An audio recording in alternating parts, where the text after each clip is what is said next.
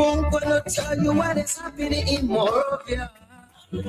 All right. Spoon gonna tell you what is Spoon is definitely going to tell you what is happening in and around Monrovia, Liberia. Don't just spoon you know. Take the children crying for starvation, just don't just spoon. And as we honored those who You want to get it? have gone before us today, may we also be reminded to live lives worthy of being remembered. This is how I'd like to welcome you officially to the Wednesday's edition of Spoon Talk. You want to know what happened in the ministry, don't just spoon. Yeah. And I'm Rosemary Makiva. I am your producer for the night.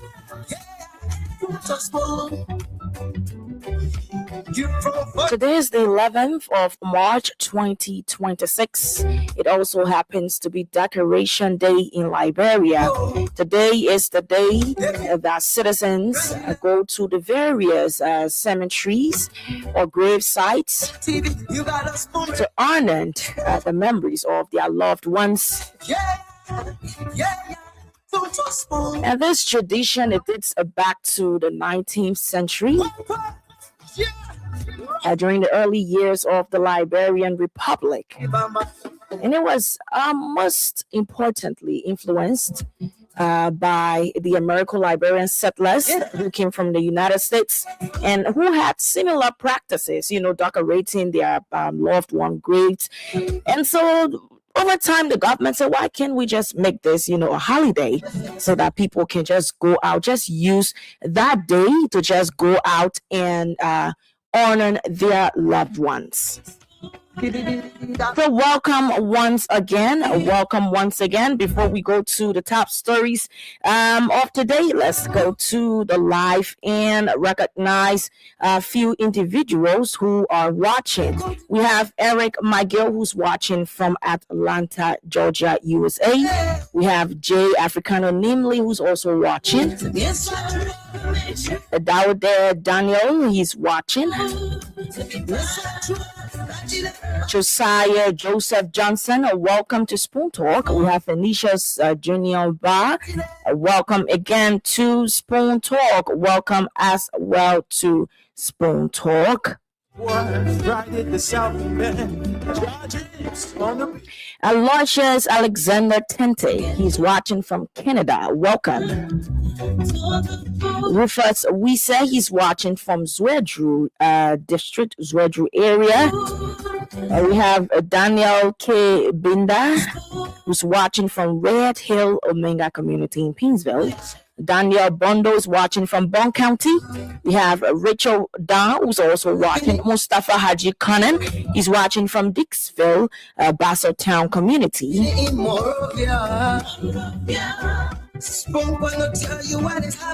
Joseph D. Williams, he's watching from 540 Peace Island. Pearl Campbell, who's watching from Atlanta, Georgia. We have Aaron Down watching. Gerald Newman is also watching from Sugar Hill, Kakata. Varney Sony is watching from his comfort zone in Caldwell, Liberia. Silas and Woyen is monitoring closely from the Ministry of Foreign Affairs. We have D. Cyrus Fencia, who's watching. Dada Newville is watching from North Carolina. Well, welcome to all of you. Welcome to the show. And top happenings in Liberia, according to Voice of Lofa. Today in Lofa County, 3 Liberian civilians were allegedly wounded after soldiers from Guinea crossed to the Makona River in Liberia earlier today. They were wounded because there was some alleged crossfires going on. They were shooting. Then the incident occurred in Solomba near Foya. According to initial reports, there were also unconfirmed accounts of gunfire during the ordeal. Also reporting from Verity News, a Liberian by the name of Edward Levy was reportedly shot by alleged Guinean soldier at the Liberia-Guinea border amid rising tensions over territorial claim. As we know, a day ago, Guinean soldiers raised flag at Solomba border point amid sand mining dispute. Guinean soldiers briefly raised tension along the Liberia-Guinea border early Tuesday after crossing the Makona River and hosting their national flag at the Solomba point of entry in Foya district. This is going to be talked about in depth on the show today by the CEO and his host of panelists. It's going to be talked about today.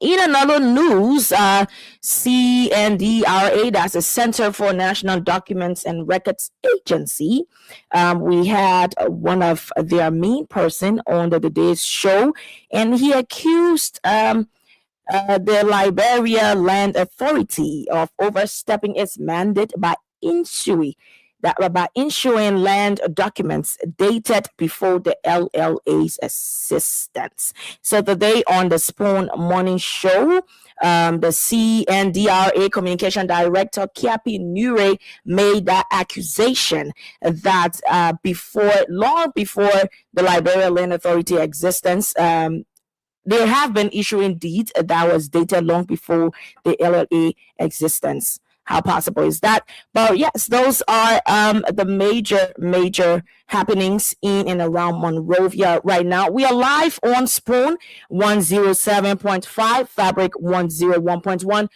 Also, Voice of Liberia 104.1 FM.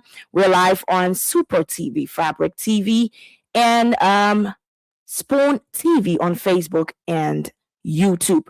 We're now at the What's on Your Mind segment, so you can begin importing your call to 0555 101075, 0777 Let's hear from the Liberian people. What are your thoughts on this whole Guinea and Liberia saga? What are your thoughts? Let's hear from you. Let's go to our phone lines and take this caller. Good evening, your name and where are you calling from? Yeah, good evening. Yes, your name and where are you calling from? Yeah, this is the voice of Sabu Rasta. All right, let's hear you. Joining you from Point 4 up Zimbabwe. So I got two issues on my mind tonight. Let's go, 30 seconds, quickly. Yes, 30 seconds quickly. And what it has to do with the situation in Foya local country. Mm. Let me tell you something, right? When you get president, what we doing? Yes, sir, and what can happen? My brother, let me tell you, you know that institute that when when you were in power, I can send people why I can't say they're doing that. But when you got somebody in power, will be saying yes, sir. Everyone is going to say yes, sir. Everyone is going to say yes, sir. Like what will happen? Let's go to the second issue on my mind. Look, let me say kudos to Nathaniel Mange. Look, Mange, everything yesterday that was said against you, that was so lie. Look, my sister, let me tell you, when somebody accused you of payroll party in a big crime. But you see today, for Monday to be clear about the LSCC, and the Mange, that God bless you. That God be with, that God put everything I was there about you and we are. People, we don't do that to what? To break we are down because they said it will break CDC down. All right, thank you very much. We have only 30 seconds today given to everybody that's going to be putting in a calls. You have 30 seconds to say what's on your mind. Good evening, your name and where are you calling from? Good evening, Rosemary, and good evening to the peace-loving people. All right, let's hear you quickly. Your name and where are you calling from and what's on your mind? This is William Khan, and I'm phoning from Cardwell, New Jersey. All right. Two things. The first thing has to do with the Lofa issue. Let me be honest with you, my sister. That issue is strictly diplomacy. We know that the Internal Affairs and Foreign Affairs Minister will handle that case in a better way. We share border with Guinea. We in Guinea, we are all Africans. We are partners. So there is no way that anybody can escalate anything over there. Kudos to the Liberians that the flag that shows resilience, it shows respect for country. But we know that diplomatically, that thing will be handled. The second issue has to do with my appreciation to the government of Liberia. We that are from Cardwell, we are very proud when it comes to the president initiative, most especially rehabilitating our roads. For the past 6 years, former President George Manawia we rode on a difficult or dangerous road. But today, from Corwell Junction all the way going to West Plain, it has been rehabilitated. We saw that contract last year, and we are seeing the implementation this year. Okay. And not only that, the street lights, those street lights were damaged when we had time. But today, the president has renewed all of those street lights. All right. Okay. Thank you very much. We give you 30 seconds. Let's go to the next caller. Good evening. Your name and where are you calling from? Good evening. My name is Tom Tete, the positive son of Ribodi County. All right. Let's hear you. Yeah, I just want to appreciate the president, Joseph Nyimabaka, for the hard work that he's doing in Liberia. Thank him so much for our Ribodi road, the southeast corridor from Monrovia to Ribodi. At least people can reach the same day. And also thank him so much for what he has been doing for the people of Liberia. And we're praying that he should continue for you to carry on for 12 years. Thank you so much. All right. Thank you very much for putting in your calls. You can continue calling 0555-101075 0777-771075. Keep your calls coming in. Let's hear what's on your mind. Good evening. Your name and where are you calling from? Yeah, my name is Shoko. All right, let's hear you. So I want to learn in the country.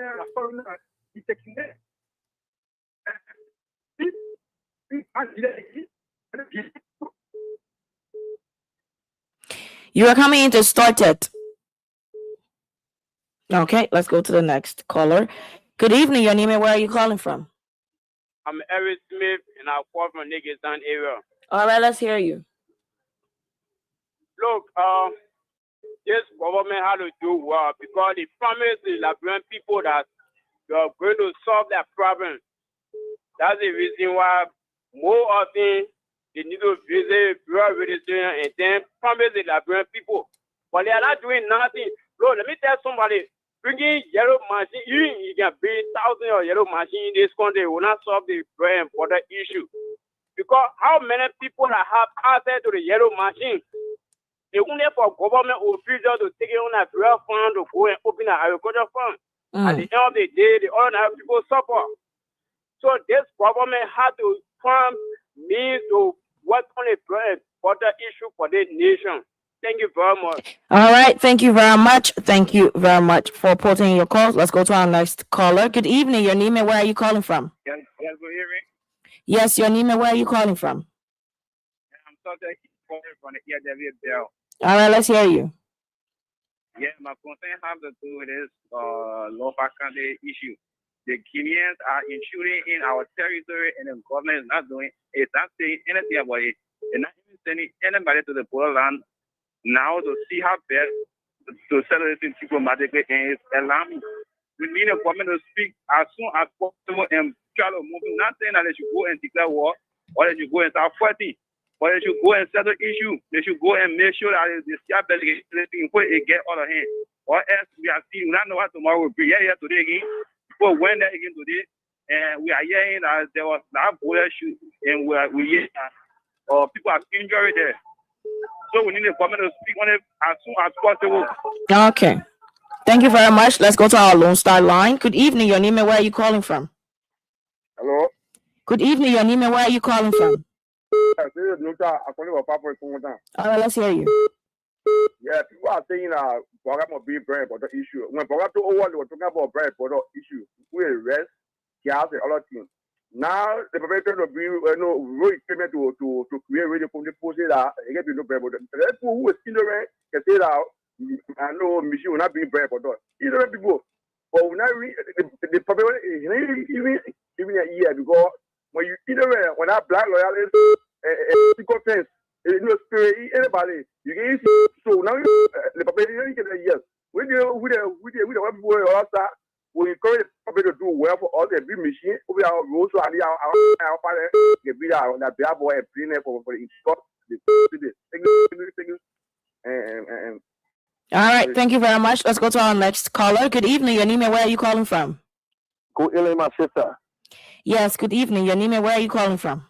Thank you. My name is Josiah for me from the Commandant Peace and Bell. All right. I'm going to call 5 parties. And most of the party in the electoral bureau. Let me say thank you. What on my mind is the issue with Guinea and that of Liberia. Well, before, Liberians, let's look at our positions now. We are setting on the non-permanency of the Security Council. No, in like the taller tree in the forest, they are the greatest storms. We have international treaty. We got regional treaty. We got sub-region. So what's happening? Not because Guinea soldier king, they what they call like the fire devilition to the commissioner or secretary speaking about the shot that hit one Liberian today. That doesn't mean we should just go to open fire without telling the mission no. That's why we are part of global world. We honor our democratic process. And that's what I'm saying, Chancellor. We all know why we went to be here. So that will be in a diplomatic way, when after diplomatic efforts fail, we will be like no actions, then we will take the steps we have to take. Meaning, we will be going into what we need to go into as a country. Amen. Okay. My man, amen. But see you later. It is done now. It is going on now. Thank you very much. Let's go to our orange line. Good evening. Your name and where are you calling from? Let's hear you. Increase your volume when I hear you, man. I just want my mind to is reform the president Joseph Mampaka on a demolition and carry on. I'm looking for a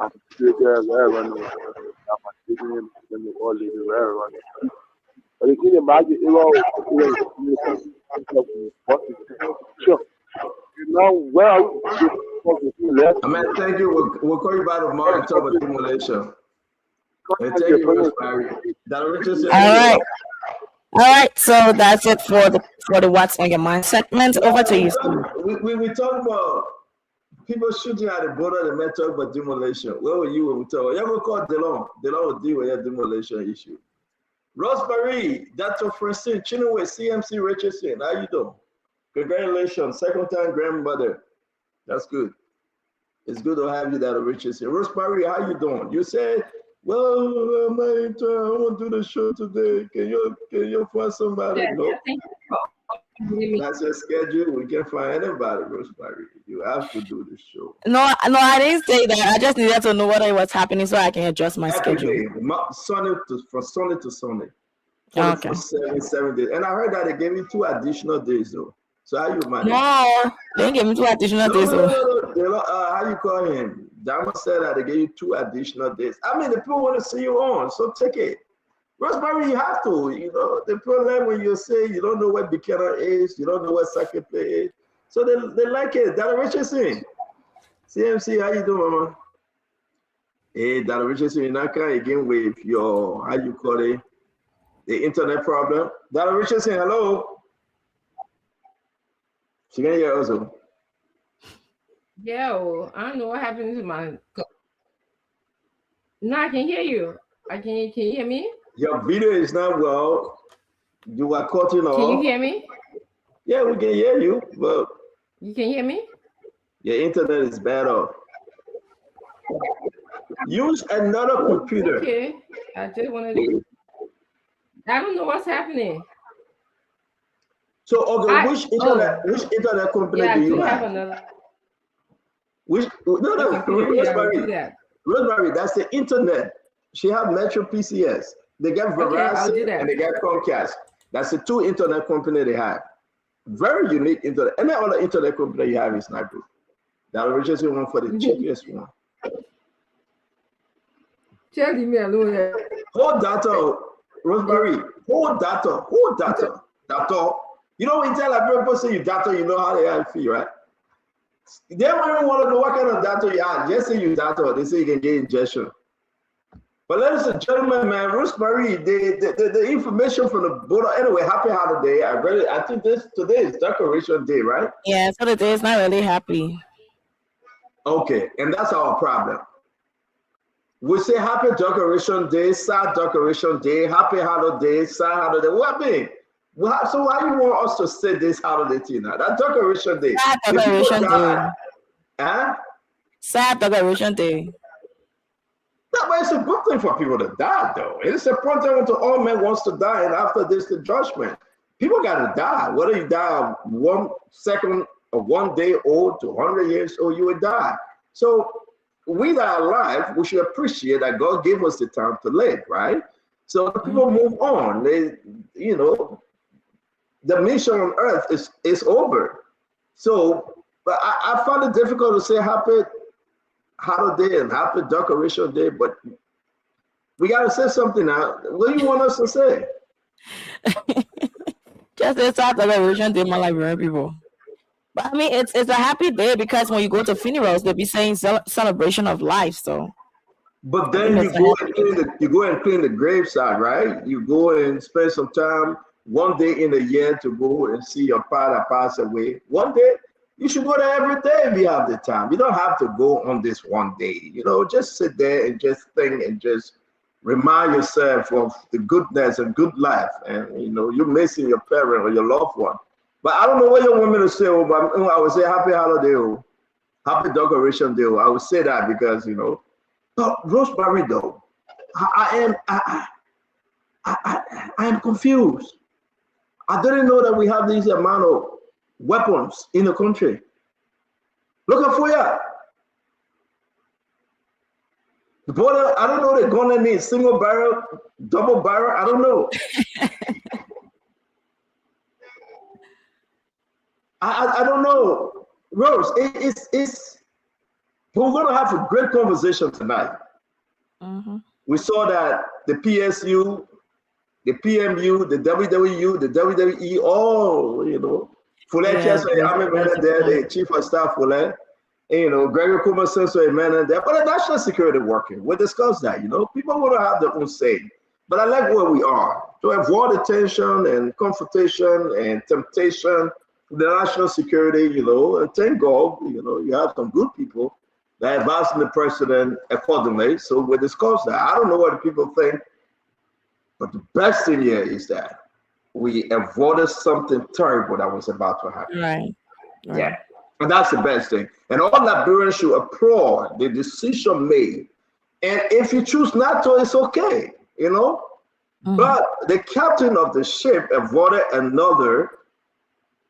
You know what happened? And you watch the show, when Jack and the Gad, what was that? Titanic? Yeah, we avoided another Titanic because that's why about to happen. Yeah. Seriously. People think it's a joke. A great one. People think that they will just come in and talk because of party. This is not even a political party. So let me talk before the guy come on. Because I know when they come on, they want to run around and talk. No, this is about leadership. I can beat on Joseph Boakai, the president, for something else. I can beat on the government. Those things are internal stuff we're discussing. But this thing, and I want to say to all Liberians, I will have the chance to say it tonight again. You can come on the show and say what you want to say, but you will not deceive the Liberian people and think that what is going on is just common. No, it's leadership. Right. It is. It's leadership. It takes mature leadership. And that's what we got to say to that. We got to encourage the young men and women. I don't know how old are you. I'm not asking for your age. Maybe you wasn't around when the war took place in Liberia. Maybe you wasn't around. Maybe, you were between, heaven and earth, somewhere around there swimming. But I know I experienced the Charles Tito one. You experienced Charles Tito war? Yeah. But I was small, but at least I experienced it. What year? You didn't experience the Doe one, right? No, so I experienced the 2003 one. Oh, okay, 2003. So you were born why? 1998. Just say it, man. Don't hide it. Just say it. No, so you were born 1994, around there. Damo just told me 94, 95, around there. So at the end of the day, you missed the 1992. You missed 1990 when they captured you. The 1990. You missed you missed all the, all the very bad one. Because I Yeah. wasn't there 2003. I wasn't there, after 2000. I wasn't in the country, right? But you understand that war is not, it's not the answer, True. especially in Liberia. We do not want to experience anything short. And when you're talking about Guinea and Liberia, are you kidding me? People need to stop. You want to play politics, play politics. So we were at the border today. You saw that Spoon was at the border today, right? Yes, yes. Yeah, we went live today. We're going to play some of the clip. And I'm telling you, man, you can disagree with these guys, but I think they're doing exceptionally well. I heard that Nelson was there, the deputy police director, Nelson. I don't like the guy, but his person there is unique. It's a good one, right? And I think, listen, guys. Anyway, let me wait. I really want to say something, Rosemary. I really want to say something, right? But I will wait for some of those hungry blame people that are on Spoon Talk. Not that Richardson I'm talking about. I talk about some of the other opposition there. I'm not opposition, though. I am not an opposition. I am not. I will never be an opposition. I cannot. I don't have an opposition blood in me. I'm not in position either. I am not. I'm for the Liberian people. No position. An independent mind. That's who I am. But we got to discuss this issue. Dr. Richardson, I know you're opposition, but you have your own mind. You don't have the mind of Musa Belete. I know you mean well for Liberia. And that's why we are here to discuss tonight again. The information that the Guinean came back. They came back to Foya.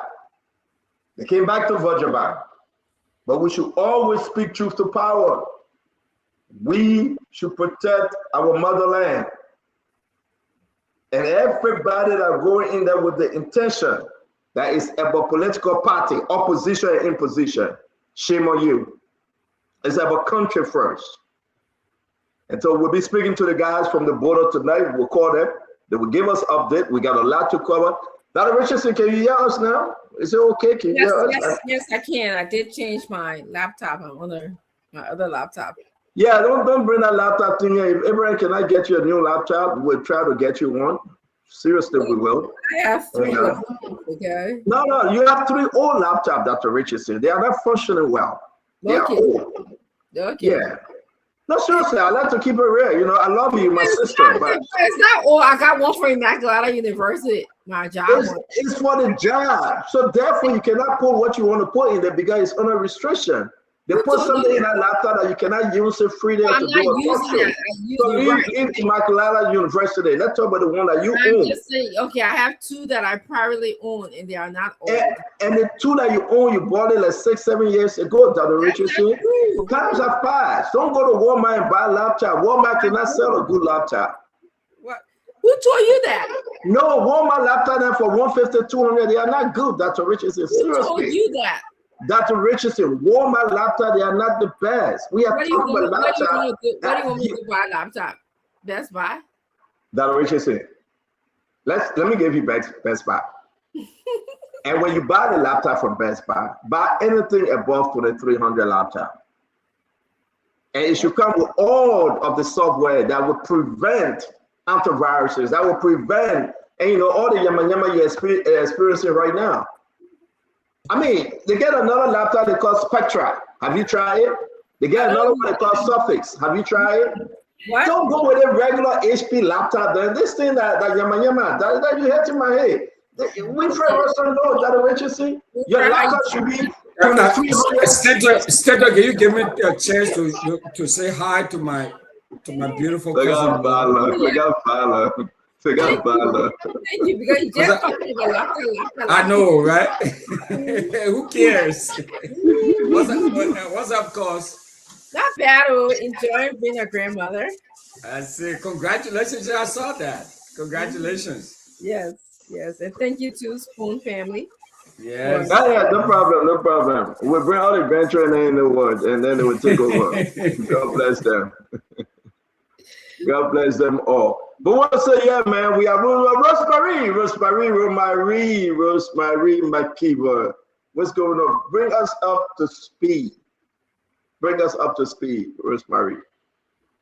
Okay. Happy Independence Day, happy holiday, happy Decoration Day. happy, whatever day it is in Liberia. We extend our greetings to all of you. All right, so there in Lofa County, is being reported that 3 Liberian civilians were allegedly wounded. Hold on 1 minute. You were just talking to me. You wasn't sounding like that. Now I said, bring us up to speed. You switch. That is her broadcasting. No. That is her broadcasting voice. But Russell. When you're a nurse, you don't sound like that either. You don't. When you be professional, you don't sound like that.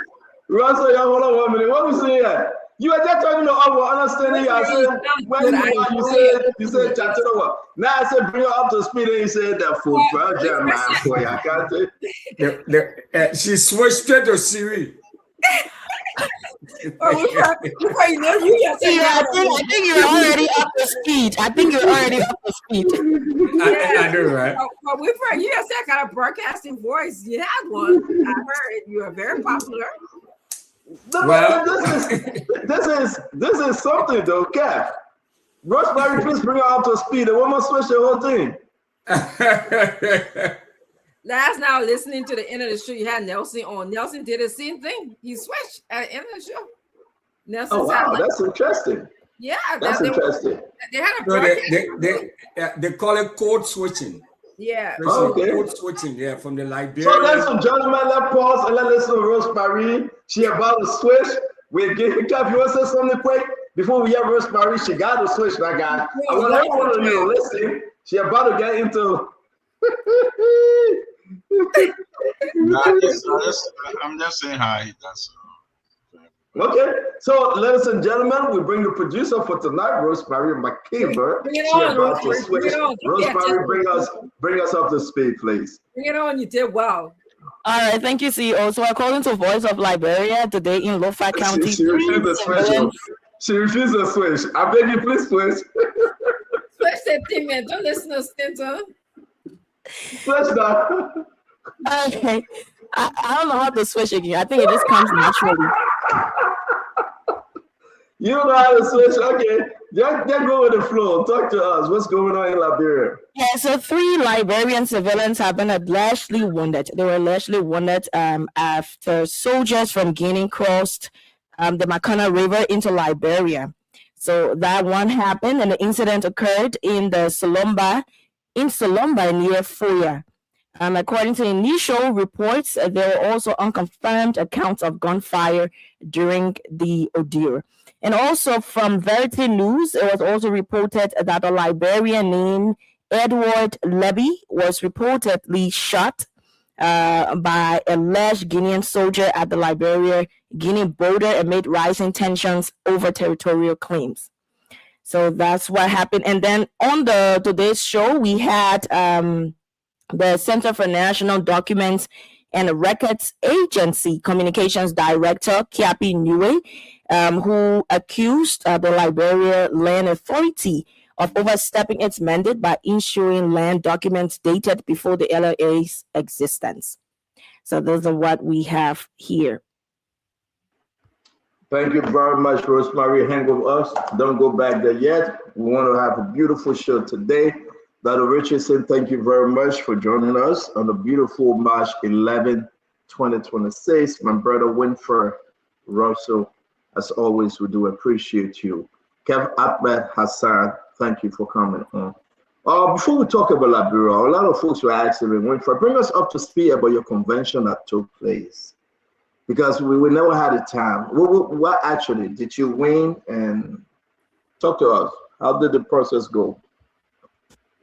The process went well, but let me just say hi to everyone, and thanks for joining us. Rosemary, thanks for holding down the studio there in Monrovia, and Kev, thanks too for joining us, and all of our listeners and viewers. Especially, I want to give a special shout out to Mr. James Conplay Morris. He's out there in Texas with his beautiful wife. They tell me the wife spoon every day. His wife, Miss Doris Huff. So both of them are very, very regular and passionate listeners and viewers of the Spoon TV and Spoon Talk. So I'd like to say hi to you all, and thanks again for watching, because I know you're watching. Even if you're in the garage doing some work, some spring cleaning, I know you're listening. So as far as our convention is concerned, Stanton, so we had the convention last Saturday. So what happened is that it did not conclude. So for my race, which was the House, so I'm running for this for a seat in the Minnesota in the House of Representatives, right? So the incumbent, I'm challenging the incumbent because I believe that this district 38A, needs to be represented Liberian. Yeah, you said that already. We just want quickly, Becky, you went into it already. We know why you're running, where you're running, but how did it go? I mean, we're waiting for some reports. So I'm going. So we're going to the primary, Stanton. The primary will be August 11th. So we're going to the primary. So I will be challenging her at the primary, and then for the other races, the Senate race. Liberian immigrant Nehemiah Gale is challenging the incumbent Senator Susan Parr. So they did not conclude their endorsement process. So that would then take place on March 17th. So Nehemiah received about 40-something% of the vote. To get the endorsement, you need about 60%, right?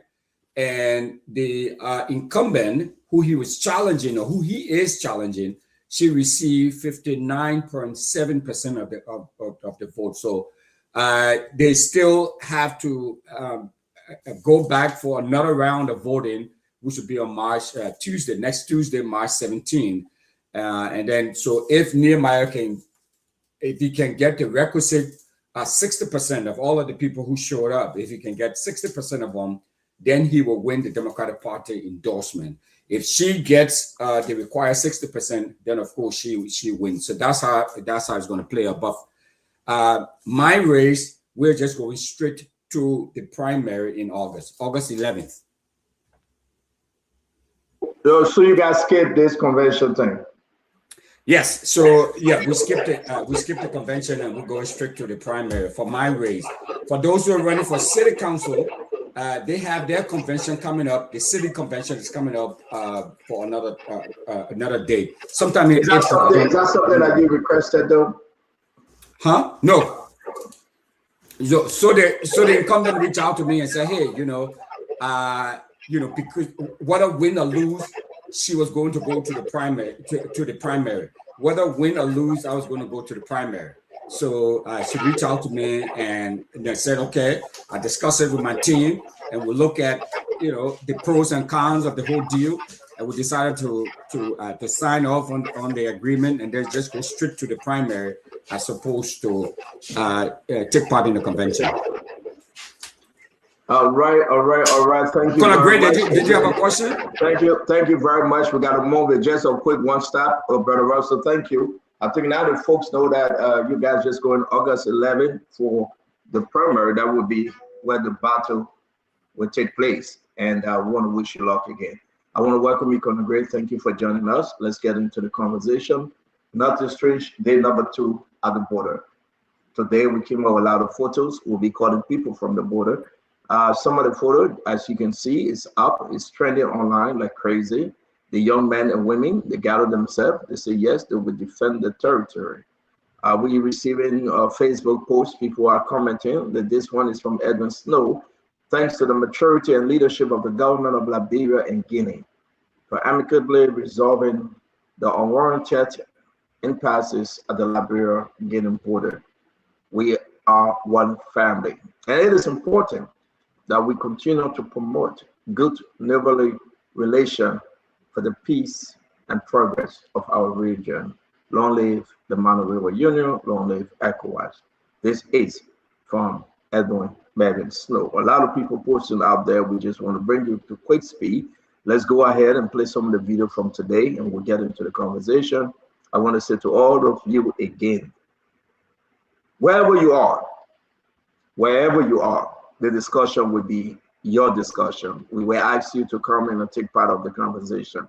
Be part of the conversation. We'd like to hear you from Liberia, outside of Liberia. Listen, a beautiful holiday. We want to invite you. Let's watch this first video from today.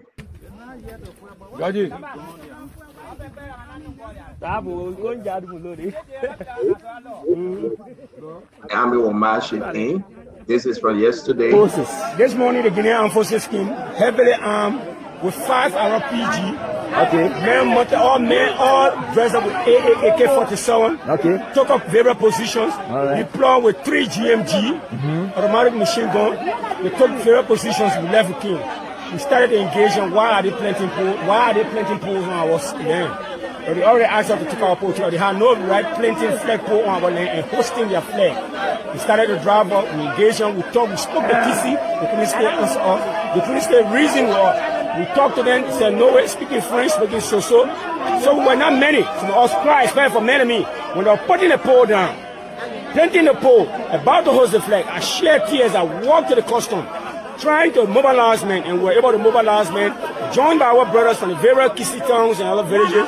When they came, them, we told them the fight. How can my country be older than your country? Then you draw demarcation with me. Thank you. Where were you when I was independent and you were under colonial master of France? Okay. So this is why we engaged. We were able to uproot the flag pole. We replanted ours. With the courage of the Kisi boys, the boys from Foya, joined by other kings and tribesmen from Lofa County, we were able to regain our sovereignty as a nation. So then, joined by the various sovereignty. I'm saying the place is closed. Is it official closed? We close it officially on our own because we are the rightful custodians of this particular place. We are the indigenous people of this place. Okay. There you go. Again, we want to welcome you. Continue to share the show. Let's go ahead and play the next video. Ladies and gentlemen, we are still here. We are still here making sure that we defend our territory. This is Solomon Crossing Point. Solomon border. Place where Guineans cross, claiming that they have land in Liberia. We are here. Stay here making sure that we defend this territory. Thank you, and you are welcome again for the second time. The youth of Foya, the residents of Lofa County are here in their numbers to make sure that Guineans, they fire one person the morning, they fire one person, but the person is not dead, he's alive. He's alive, they fire his leg, he's being carried to the hospital. And we are here. We are here. The citizens of this place are very united.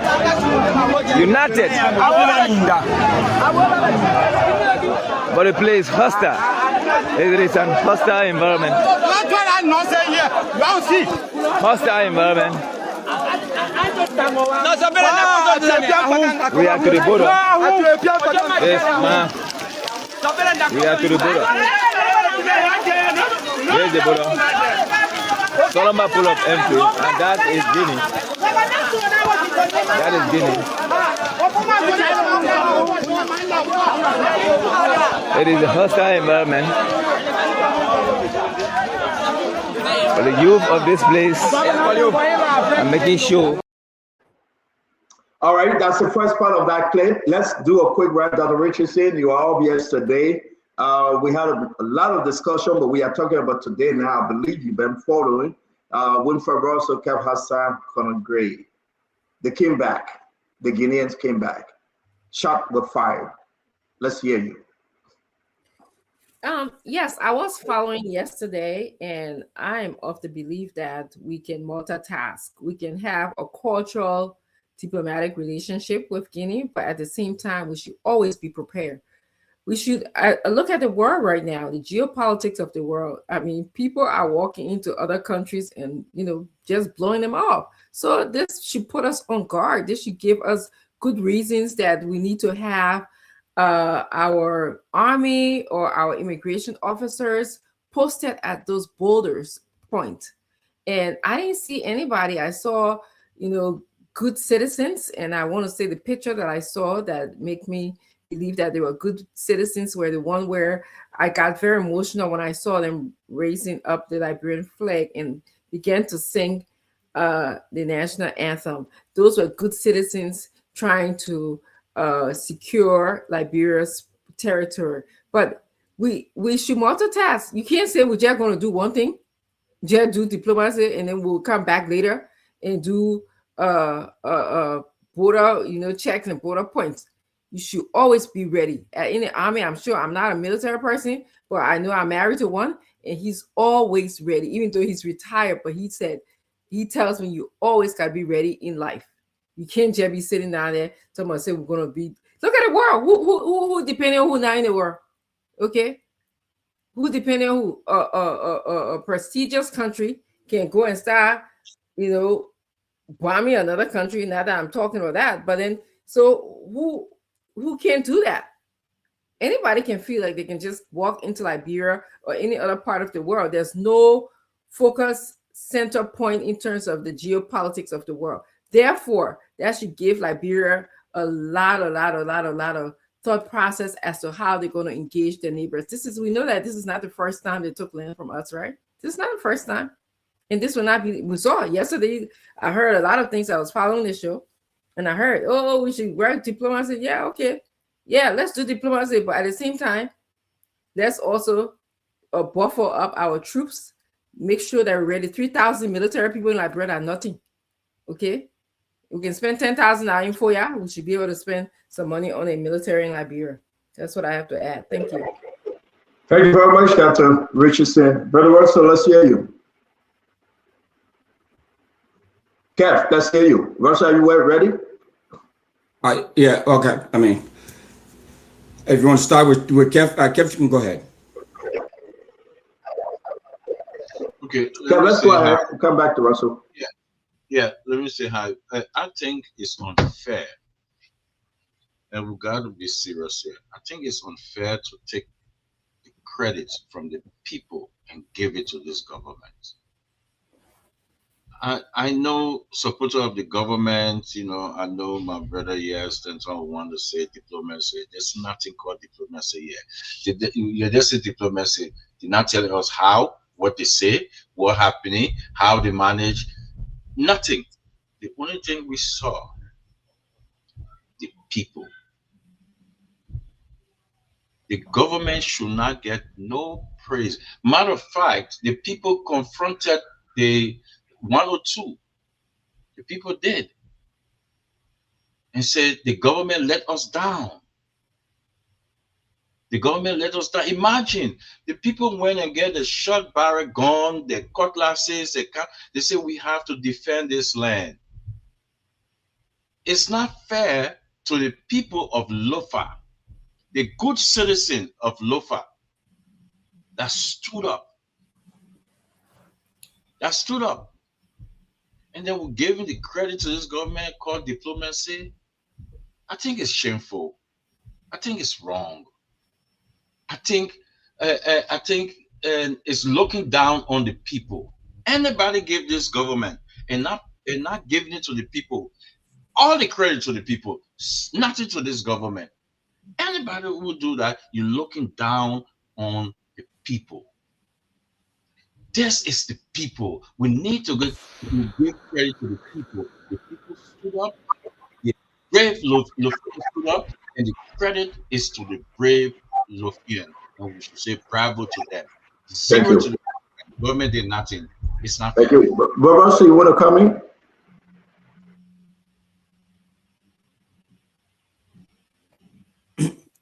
Yeah, thank you, Stanton. There's always a place for diplomacy. I think embracing diplomacy, pushing, and those of us who've been pushing and recommending to the government or applauding the government for the diplomatic move that the government is making, does not mean that the government is weak. it does not project any weakness because you're pursuing diplomacy. So I will encourage the government to continue to do that. But I do agree with Dr. Richardson that, you know, I talked about this last night. There's also an approach called the carrot and a stick. So why or where we to use it in our local Liberian parlance, Rosemary, right? They say bite and blow. Okay. So as you blow in, you show you have the ability and you or strengthen your ability to bite. So that's where I think Dr. Richardson is coming in. In short, I'm surprised that up to now, you know, Stanton, we don't have a robust border patrol force there at the border in Lofa. I mean, that's unacceptable.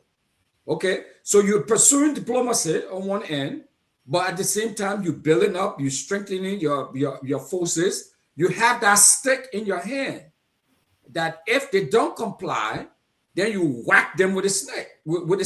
You know what I'm saying? So it's that kind of approach that I think that the government needs to embrace. So there's nothing wrong with diplomacy because I mean, the fact of the matter is that we can project, you know, this nationalistic pride and all of that, and everybody's coming around, rallying around, you know, mobilizing or rallying around the flag as we should.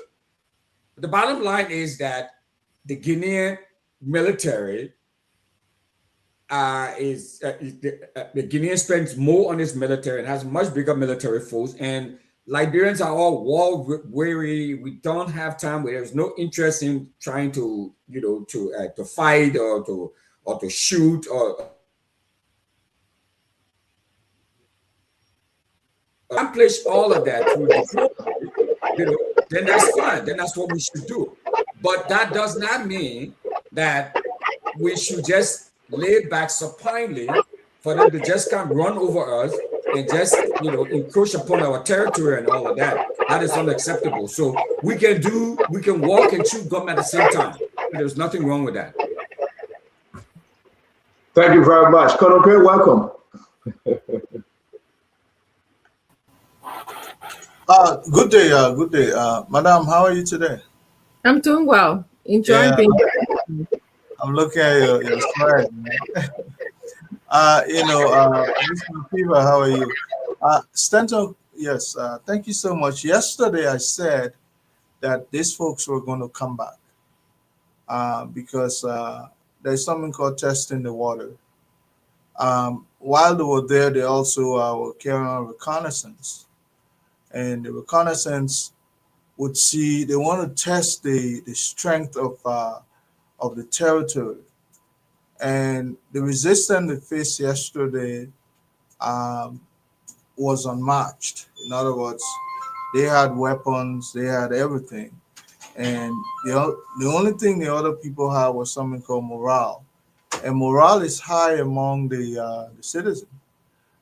When your morale is high, you can fight till to the end of the world, so to speak. So I see that among our youth. But then I also said that deployment should be going on at this point because even when I say deployment, we have to have some joint exercise so that people can begin to look. Forget about the size or the what you perceive as the strength of the other side. When morale is high, I always say it's one good soldier to 10,000 men against you. That's how the military men should be thinking. Forget about it, but some of those people, you know, we're not going to engage them. But I like the diplomatic aspect that Mr. Russell spoke about, but sooner you exhaust that diplomacy. This is where war can come in. But the reason I'm sounding this way is because they're still trying to assess how stronger or weaker we are, and we have to show some drill, some joint exercise along the border, so that they know that they got force when they decide to come finally. And I also want to look at what's the overarching objective behind this. Is it some some international warfare? These people trying, when I say international, meaning are they supported by either Russia, China? Why? Why are they trying to provoke the United States? Are they trying to show force in that kind of manner, or they just want the territory? If they want the territory, we will know. When we start putting up equal force, we will know that definitely this is beyond territorial conquest. This, in my ability, yes, the kids have rallied themselves. They are there now.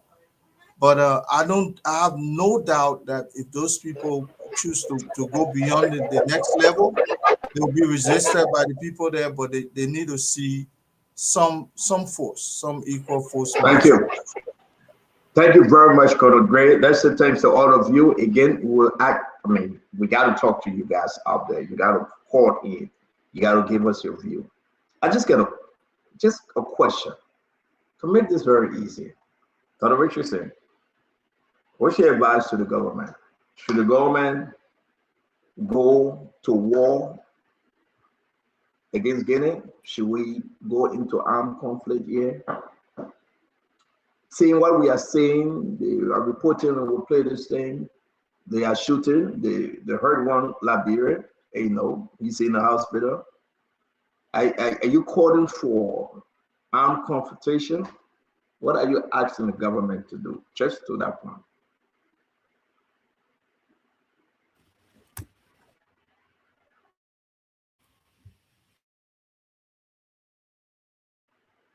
All right, we'll go to Russell. That Richardson is ready. Russell, they see question that Richardson having problem. You got to unmute yourself and just leave it. Yeah, you're good now. Talk to us. Yeah. Well, I'm calling for a couple of things that the government should do immediately. One is speak to the Liberian people. Putting out a release saying that everything is calm and okay.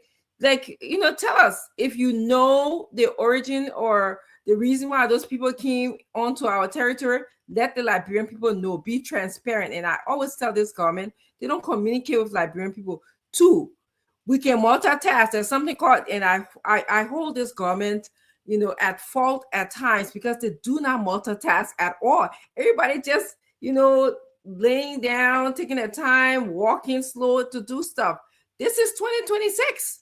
Nobody waiting anymore for you to get up, take a shower, take one foot at a time to do stuff. You have to be ready at all times. So I'm asking, and somebody said, have a border patrol, put a group of people together and start patrolling the border. In fact, establish a proper barrier, a good line of demarcation, if you can, in terms of people coming to our country. So that's the third thing.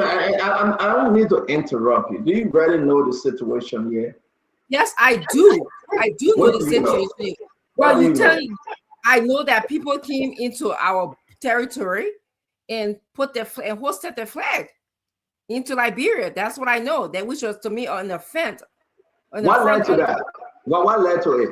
Well, I hear many stories. I don't want to go into gossip. I'm hearing things about sand mining that led to the Guineans coming in. I don't want to. I have not. The action of the government today. The reason why I'm pushing you because you were obvious today. Number one, and number two, a lot of people listen to us. We'll call people from the border. We have our reporters there, and Damo will be there again tomorrow. The action of the Liberian government, and let's speak to the government action. Do you think the government position and the way in which they address this matter is the unique way? Do you think it's okay, but the government can do more? Yes, the government can do more, and I'll reiterate my point. And the point is they need to speak to the Liberian people, number one. Number two, there were nobody there, okay? There were, Liberian citizens, to some extent, put themselves in harm's way. They shouldn't be doing that. We should have border patrol at all times at those entry points. We do. We do have a border patrol. But then where were they? I said prior to this, you have military men in Lofa prior to this incident. But then where were they? The question, where were they? That's a unique one. But for us to say we never had any, and the play was just open. And If that's I what didn't we're talking see them, about. Go ahead, man. if I didn't see them centering all of the pictures that I saw, I didn't see them. I saw civilians, okay, people from Lofa. And if they were there, that tells me a lot. That tells me that they weren't in the state of readiness, they're not trained, and we need to buffer up our system.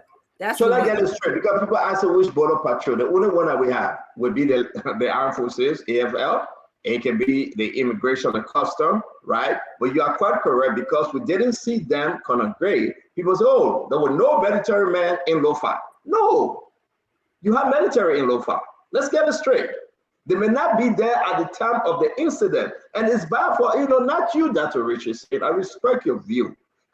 But for us to play this political card and say that nobody was in Lofa, it's wrong. We have military men. We have immigration. We have the AFL. We have PSU. We have custom. We have people in Lofa.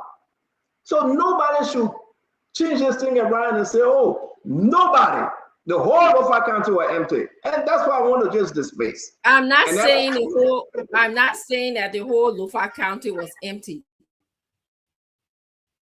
The pictures that I saw, I did not see people in the state of readiness to protect this thing. Is going okay. Yes, right. I didn't see people in the state of readiness.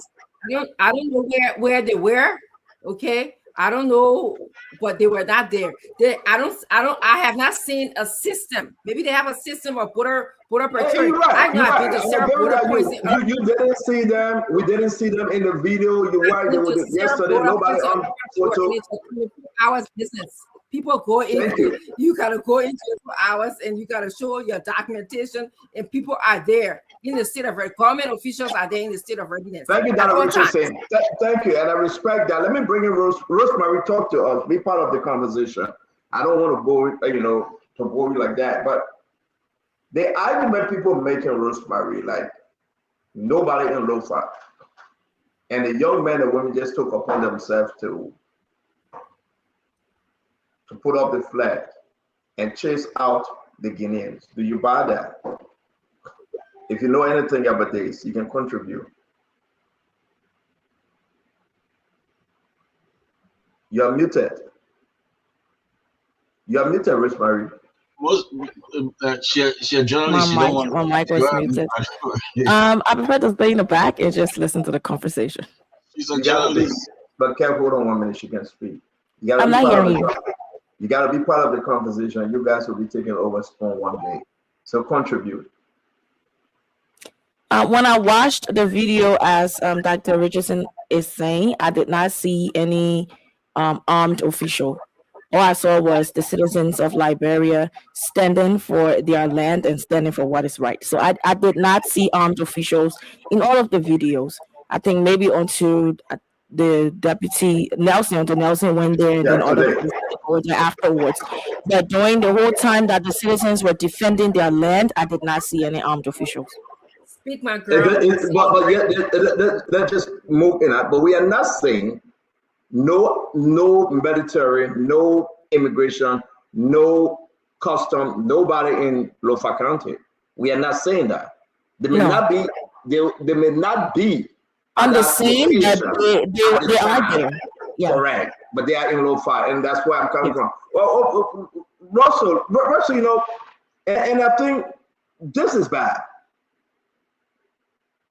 If anyone play politics in this, it's just ugly. The point that we can do better is unique. The government should speak. Super. We want the government to speak, not by statement. And I believe that people are telling the president to speak once you get all the ducks together, right? Because your president cannot carelessly speak. And I think that's the trap they are setting, right? They cannot carelessly speak. No, if Joseph Boakai speak carelessly, the senior opposition will come out and say they puppet at Japa. That's fascinating. The president has to speak with his national security folks. The president has to speak with the international community. We are now on the non-permanent seat. All these things have to trickle and come together. So those are saying President Boakai must speak hastily. I disagree. The information ministry put out a statement. They will be putting out another statement. And here we are. the position that the government will be placed in for Joseph Yema Boakai as commander-in-chief to address the nation. What say you? I think right now, like we are saying, they are in a meeting. They started a meeting like an hour or so ago. National security meeting is going on right now. And we are saying to you, I think it's the best way to go. What say you, Russell? Yeah, thank you, Stanton, again. Look, we cannot put the cart before the horse, so to speak. You know, there are a lot of different things that have to be done, granted, and I agree with that. You know, as you were saying, Stanton, there are many, many other things. There are many deliberations taking place behind the scene, behind closed doors. I mean, a lot of things are happening that we don't know about. But I do agree, and that the government needs to come out. There are a lot of anxiety in Lofa. A lot of people are concerned. I mean, this issue is trending. So the government needs to come out, and if not, the president needs to make a statement to the nation, especially today with the Decoration Day. This is when we are celebrating, people who have we've lost in doing wars and and all of issues. I mean, this probably would have been a great day to come out and say something about what's taking place at the border. So we need to hear from the government, Stanton. So granted, these conversations are taking place in the back, and they need to take place in the back, and that's fine. I will always err towards diplomacy, and let's continue with that sort of diplomatic path. That's fine. But we need to show to the Guineans and others. I mean, all of what everyone else is saying. I mean, it's just all these things are spot on. Go to all the regional bodies, the ECOWAS, the African Union, and then we'll go to the international bodies, the EU, the United Nations, and all of that. Now we have a permanent seat. We can leverage all of these different connections, right? So all of these things can be happening behind the scene. But we need to show some presence at the border. I think that's part of what people are saying too. It's not that the government is not working. The government is doing a lot of stuff, but show some presence. Whether they're National Guard, whether they are border guards, whatever they are, we need to show some presence. After 24 hours, nothing is happening. It's sort of dead. You still have these citizen group there. No, Stanton, I mean, why, don't get me wrong. Diplomacy is the way to go. But this government or the president. But also, you have the president of the armed forces and PSU and Labrador, and they are there currently. They're present. They're there. Yeah, the weather this morning. Yeah, the weather this morning. Yeah, okay. That's what live. And Dama will be there again tomorrow. Listen, it's just a premature. And people will get mad at me, right? Let's be fair. Okay. It's the premature way in which people want to entrap President Boakai. No. Go and say something.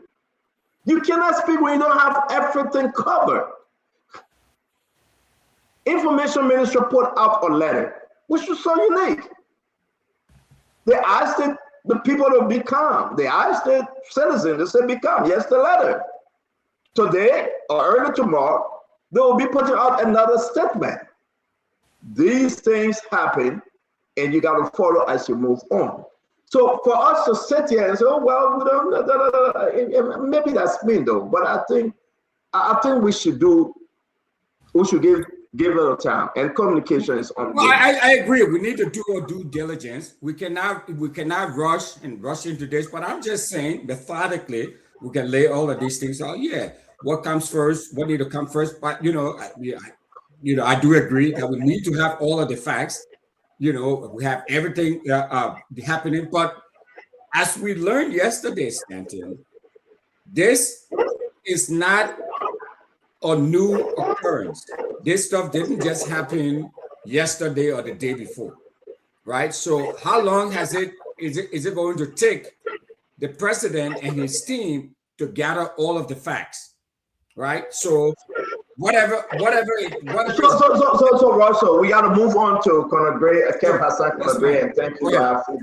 No, I'm not cutting you out. I just want to hold you right there. You don't know the beyond the same thing, and the government will not speak to it. These are all national security. Okay. The government would be too foolish to tell you exactly the reason why. Oh, I agree. I'm not asking the government to prematurely. Exactly. But this is a precedent. And remember now, Joseph Yima Boyka attended the inauguration ceremony of this president when he transitioned from a military regime or junta regime to a democratic process. Joseph Boyka was there. They shook hands.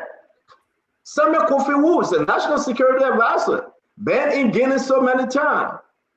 This thing is just not one off. It's just not one good thing. All right, NSA, Prince Johnson, he been engaged in. Understand, he was the chief of staff. He know this guy. He know them. We can beat on the government for something, but when it comes to this very sensitive thing, to hear somebody saying we should applaud the citizen for putting up the flag, but not the government. We do applaud the citizen. We champion them. But the government role tonight and every day to make sure the country remain calm and peaceful is exactly what is happening with this government. Now we can say we can walk and chew gum. We will go ahead and say, listen, gentlemen, let the president speak. Let President will speak empty. No. This is a sensitive issue. We had a government that came into power by way of overthrowing. That is Guinea. We should understand it. We have the junta mentality. We understand that. We should be very careful and walk accordingly. But for us to say, yeah, President Boyka is not there, I don't know, what's your argument? Give me something good, let me hear you. Give me a stronger argument. Don't tell me about preaching. Listen, we champion these young men that put up the flag. These young men that put up the flag yesterday, we celebrate them. But give me an argument. Tell me something I don't know. I know more about these guys. I don't want to just waste or bore you. No. But anybody come up tonight and say the action of this government is wrong, that person will not take the war on victory because they themselves want to destroy the country. I'm not criticizing. I'm not criticizing. I understand, but let me ask you, Wilfred. Do you think going to war with Guinea will have been the best decision from this government? No, hell no. Of course not. Thank you. Thank you. Kev Hassan, let's hear you. You see, nobody, and let me speak to the public. Nobody should buy that idea that Stanton is selling to you guys based on PR. Why you don't want to buy my idea? Why are you calling my name? Just talk your own. Don't call my name. No, you see, if you go, call my name 10 times. You call my name already. We are selling something. Okay, go ahead. I will deal with you. Go ahead. You call my name. Shubada idea is purely, like I said yesterday, is PR. Guys, nobody's saying here that we should go to war or for the people to have border. Nobody is saying that. But look what Stanton said. The army was in Foya, in Lofa. We get army in Lofa, station in Lofa. Okay, Russell, my brother. And Conor Gray said it yesterday, brilliantly. He said it. He said they will come back. You want to tell me after the military left, we can't send force to that place to secure our border? Nobody said go there. After they left, Conor Gray sat on the show and said they will come back. It was a reconnaissance thing. They will come back. They came to assess. You want to tell me they can't go and just secure? They have to wait and say diplomacy why they shooting our people? Why they injuring our people? Don't start on telling us they in meeting. The president can talk. So if the president can talk, what's the role of the foreign minister? Russell, what's the role of the foreign minister? The foreign minister can come out with a statement. They can come out with a statement with some water wash statement for information ministry. Who's Sarah Bessler talking to? She's supposed to be on the phone talking to her partners, talking to places, and come and say, this is what? Inform the public. This is the second time. They need to inform the public. But don't come and tell us about some PR thing. Oh, the meeting right now. That's what the government's selling. Trust me, anybody do the due diligence, they're not in no meeting. This is why they want the media to put up. There is one us to believe. Thank you. I don't think anybody listens to you, Kev. You're a disgrace to CDC.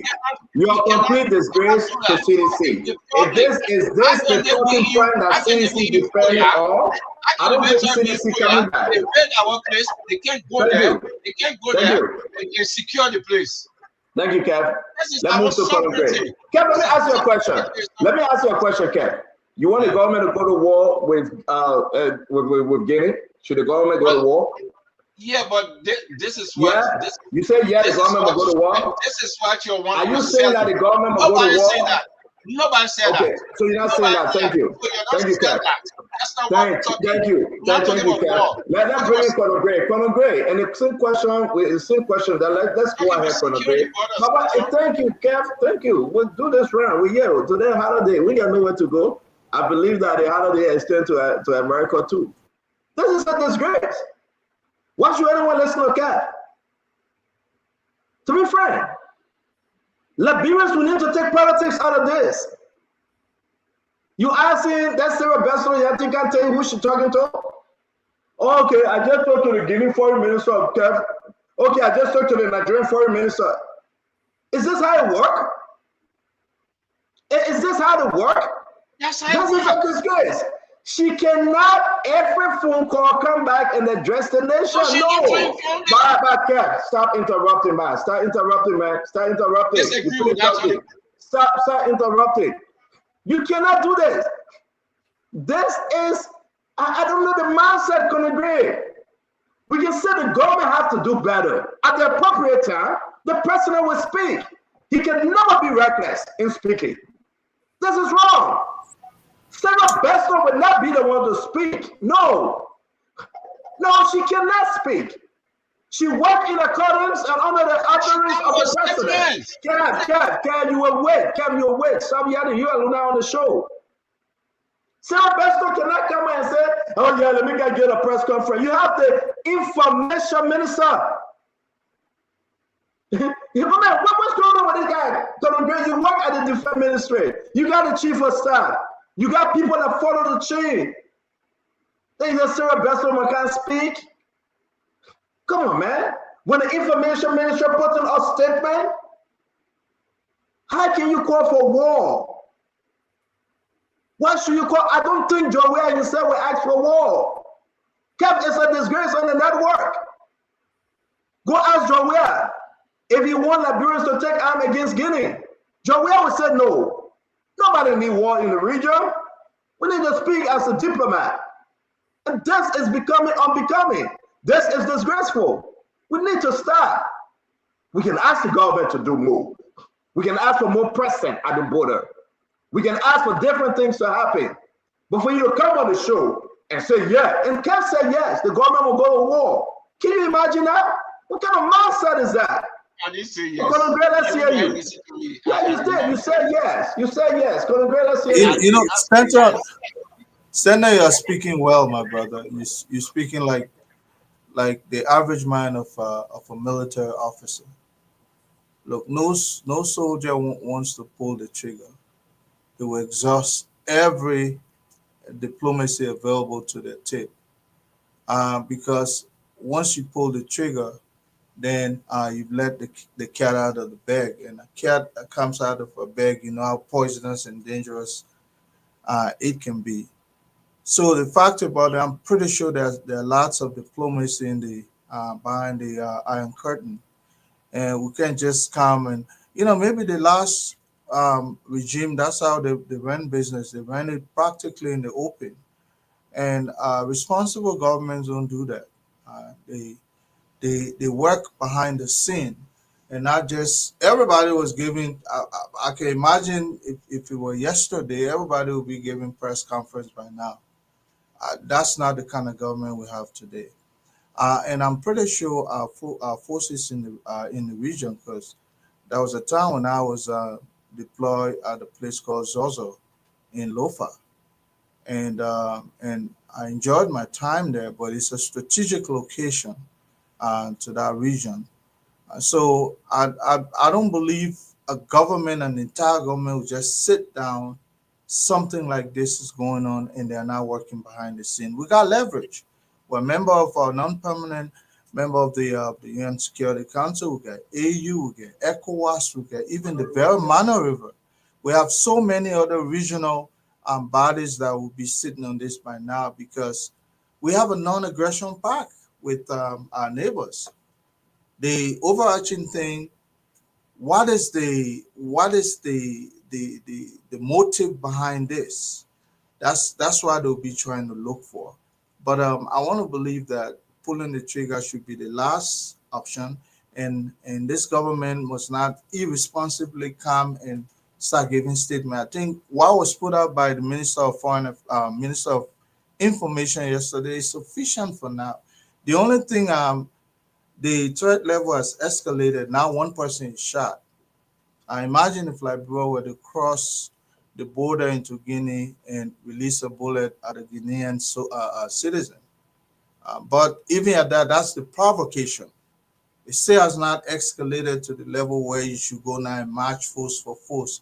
But like I said, the presence of some troop, conducting drill from the Liberian side should also not be far-fetched. But the diplomacy, of course, should continue, and it's not a 1 or 2 day situation, So a lot of things involve Stanton, but exactly how you sounding, that's how a soldier is supposed to sound. That's how any responsible administration is supposed to sound.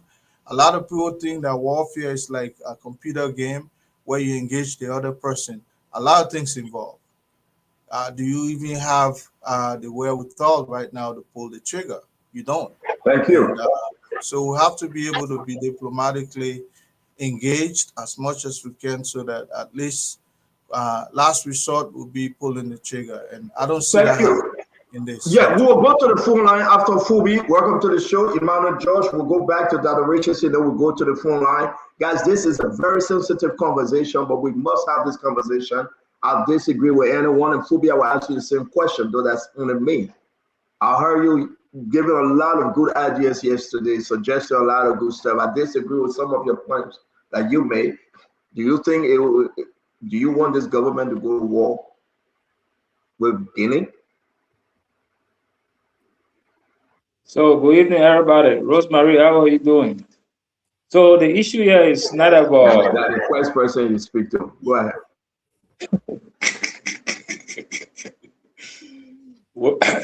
Winfrey and we asked the man questions to come and speak, but he must go on inside to say to give a quoted. Winfrey and Dr. Emmanuel John can speak to that question. Can speak to that question that Richardson.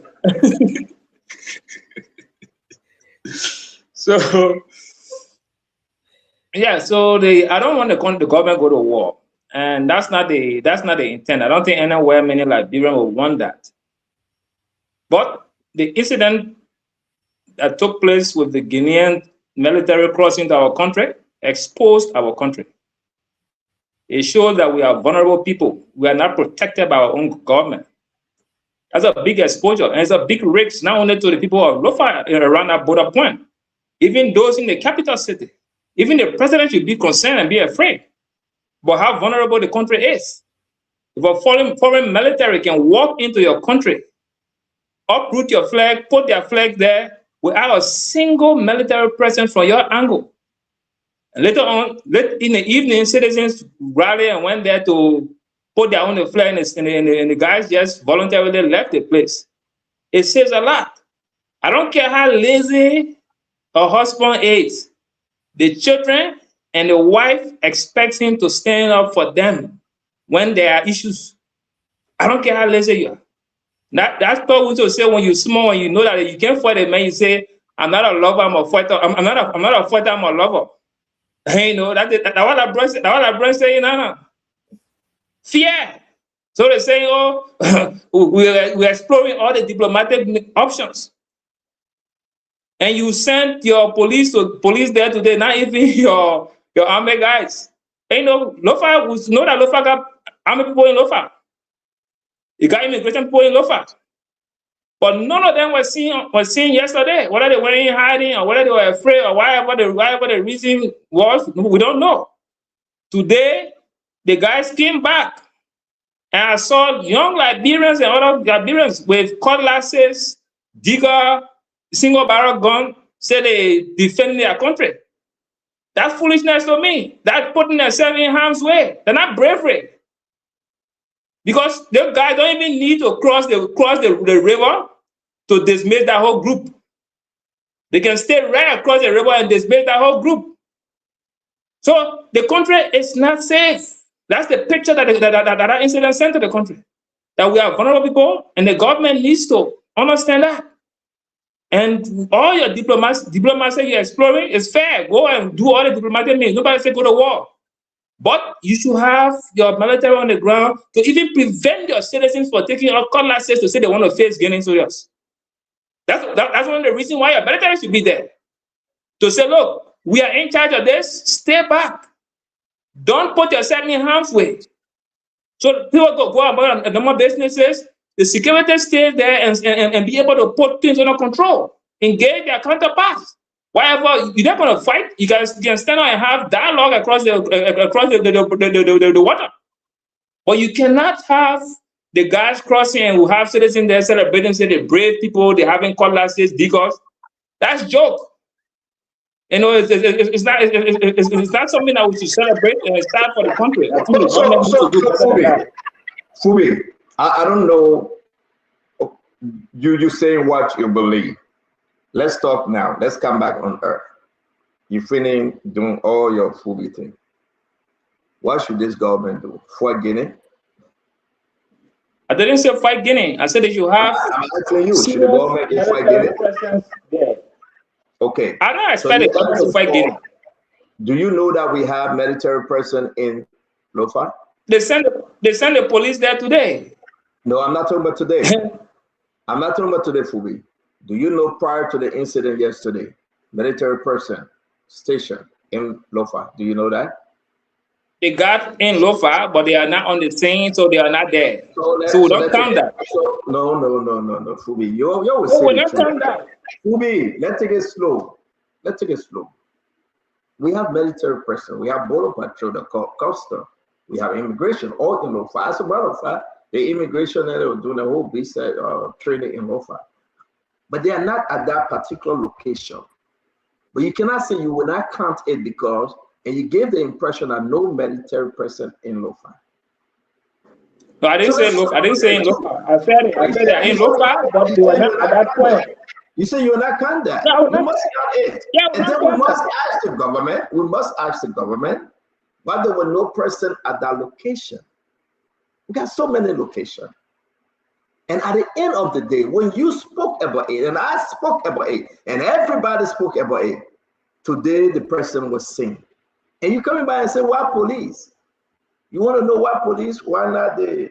Do you know that the chief of staff of the armed forces of Liberia, he was there so many times, he been at that location. He even entered Guinea and had a meeting with the people. Do you know that? But Santa, if you have this intelligence, that doesn't address the issue of the Guinean crossing. Because you are saying the place is abandoned. No, it's not. The Guinea came up, the government is addressing the situation, and he said, no, the government will go for a war. We don't need war. No, I didn't say go for a war. No, I didn't say go for a war. The place is abandoned. The people walk in,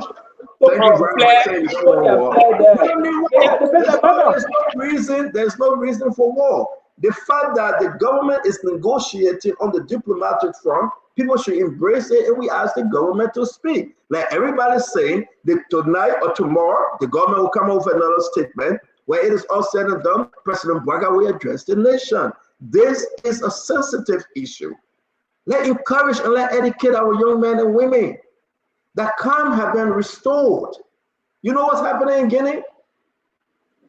You already know, go and read what's happening in Guinea.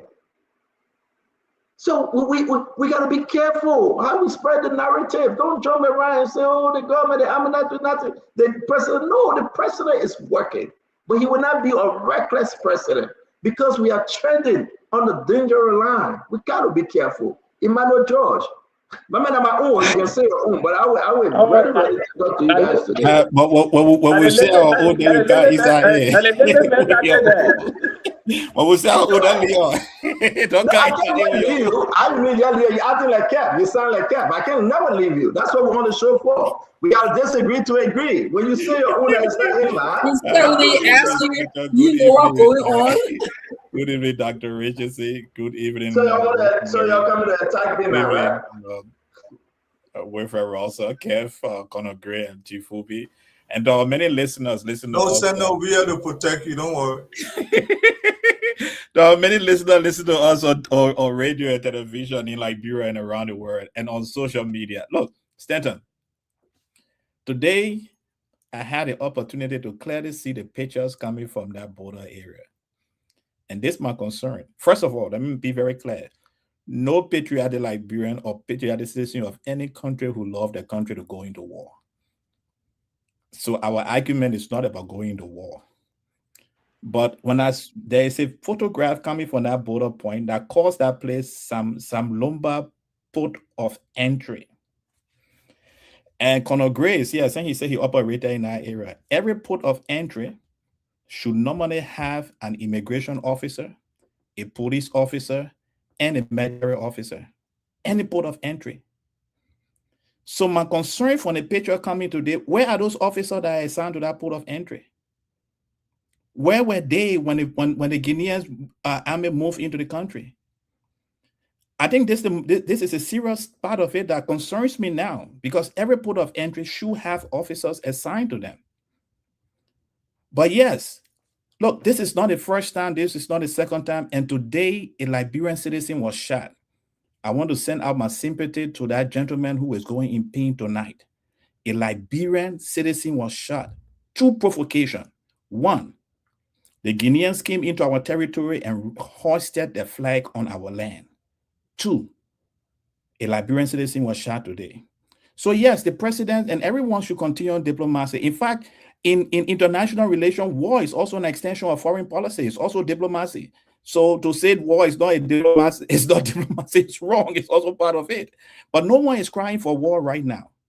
But what we are saying is that our government must also show some level of strength.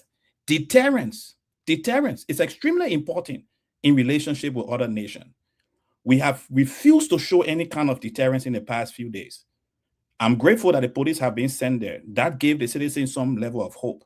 But what most of us are talking about is to see a border being crossed, a flag being hoisted, and a Liberian citizen be shot. And at the same time, we still talking that we talking about diplomacy. That is true. But I want to congratulate the government tonight for sending the police there. Hopefully the military will go there to support the police. That is the level of deterrence we've been talking about. We're not saying go to war. We are saying show a presence. Let the Guineans also know that if they do this again, Liberia will stand. That would be a show of deterrence. Watch those they can shoot into Liberia anytime they want to. That should stop. Don't stop joking here, man. If Guinea do it again, Liberia will stand. Just stop. Just stop. Just stop. You need to stop. If Guinea do, Colombia hearing this, the men are never even served in military. You also know the terrain. Y'all make come to lecture us on the show and say Guinea do it today, then they will know. All of them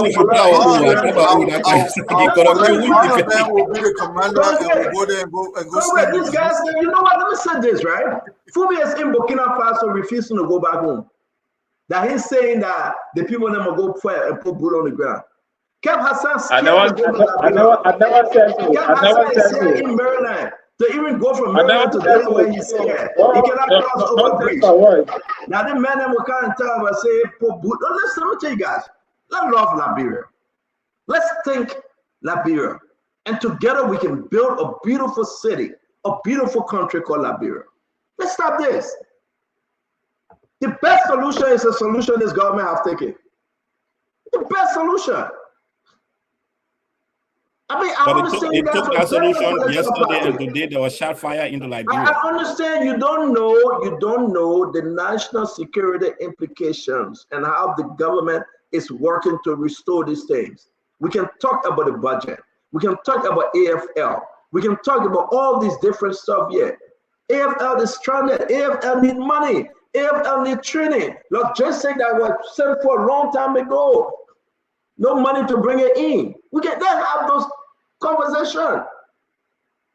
But I will go to the phone line and ask our fellow Liberian, do any one of us want to go to war against Guinea? The answer would be no.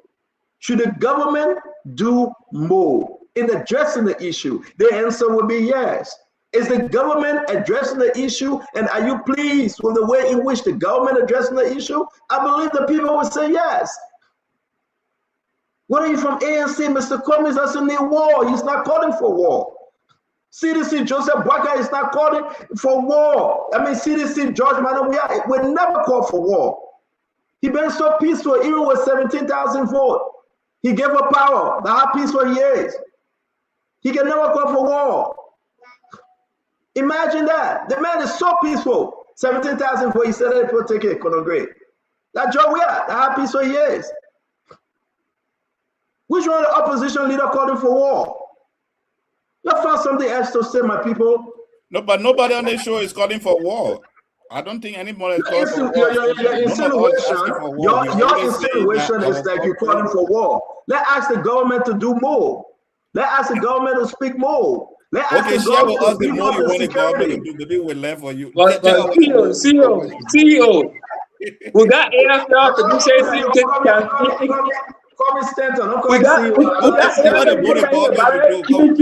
I don't know what more they can do besides.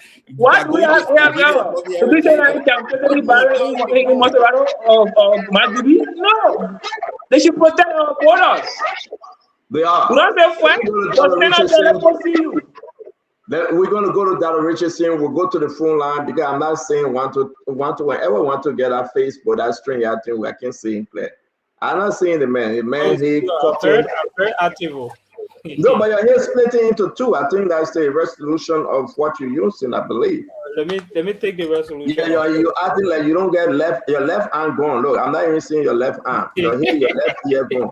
Now, Richardson, let's hear you. Let's see that, Richardson. Let's try to go to the phone line. Yeah, our people, we got more video to play. And I disagree. This government is moving in a way that you have never seen before. Anybody that calling for war, they are enemy of the state, right? And that's why I would beat on them. Those, I respect your opinion. But what is happening right now, if you know what's going on in Guinea, you'll be happy with the approach this president is taking. You'll be happy. It's not only Guinea.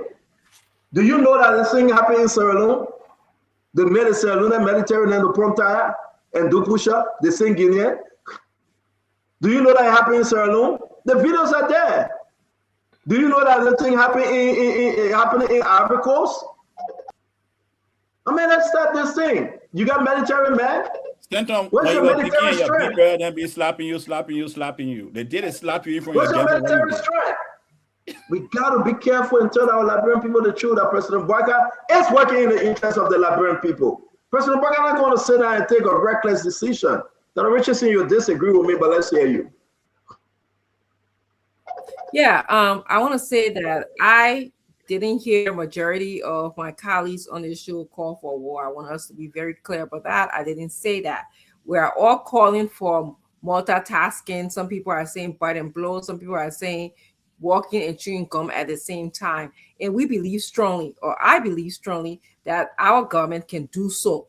Okay, we can strengthen our army. We can strengthen our borders. We can help the diplomacy through people coming in through the entry point or whatever that place in Lofa is called. We can strengthen that. People should have been there. That's what I'm saying. Being in a state of readiness. And I'm saying that during a state of crisis, it's always good for the leader of a country to be able to communicate with its people, even though you don't have all the answers. You can empathize with the people. You can help clarify some uncertainty. You can help bring calm. You can help encourage the people to trust the government even more. And that's all I'm asking for. Let our president, who is considered uncle to many, he's considered a father figure, take the podium. Say, Liberians, today we heard, that Ghanaian invaded our territory and hosted the flag.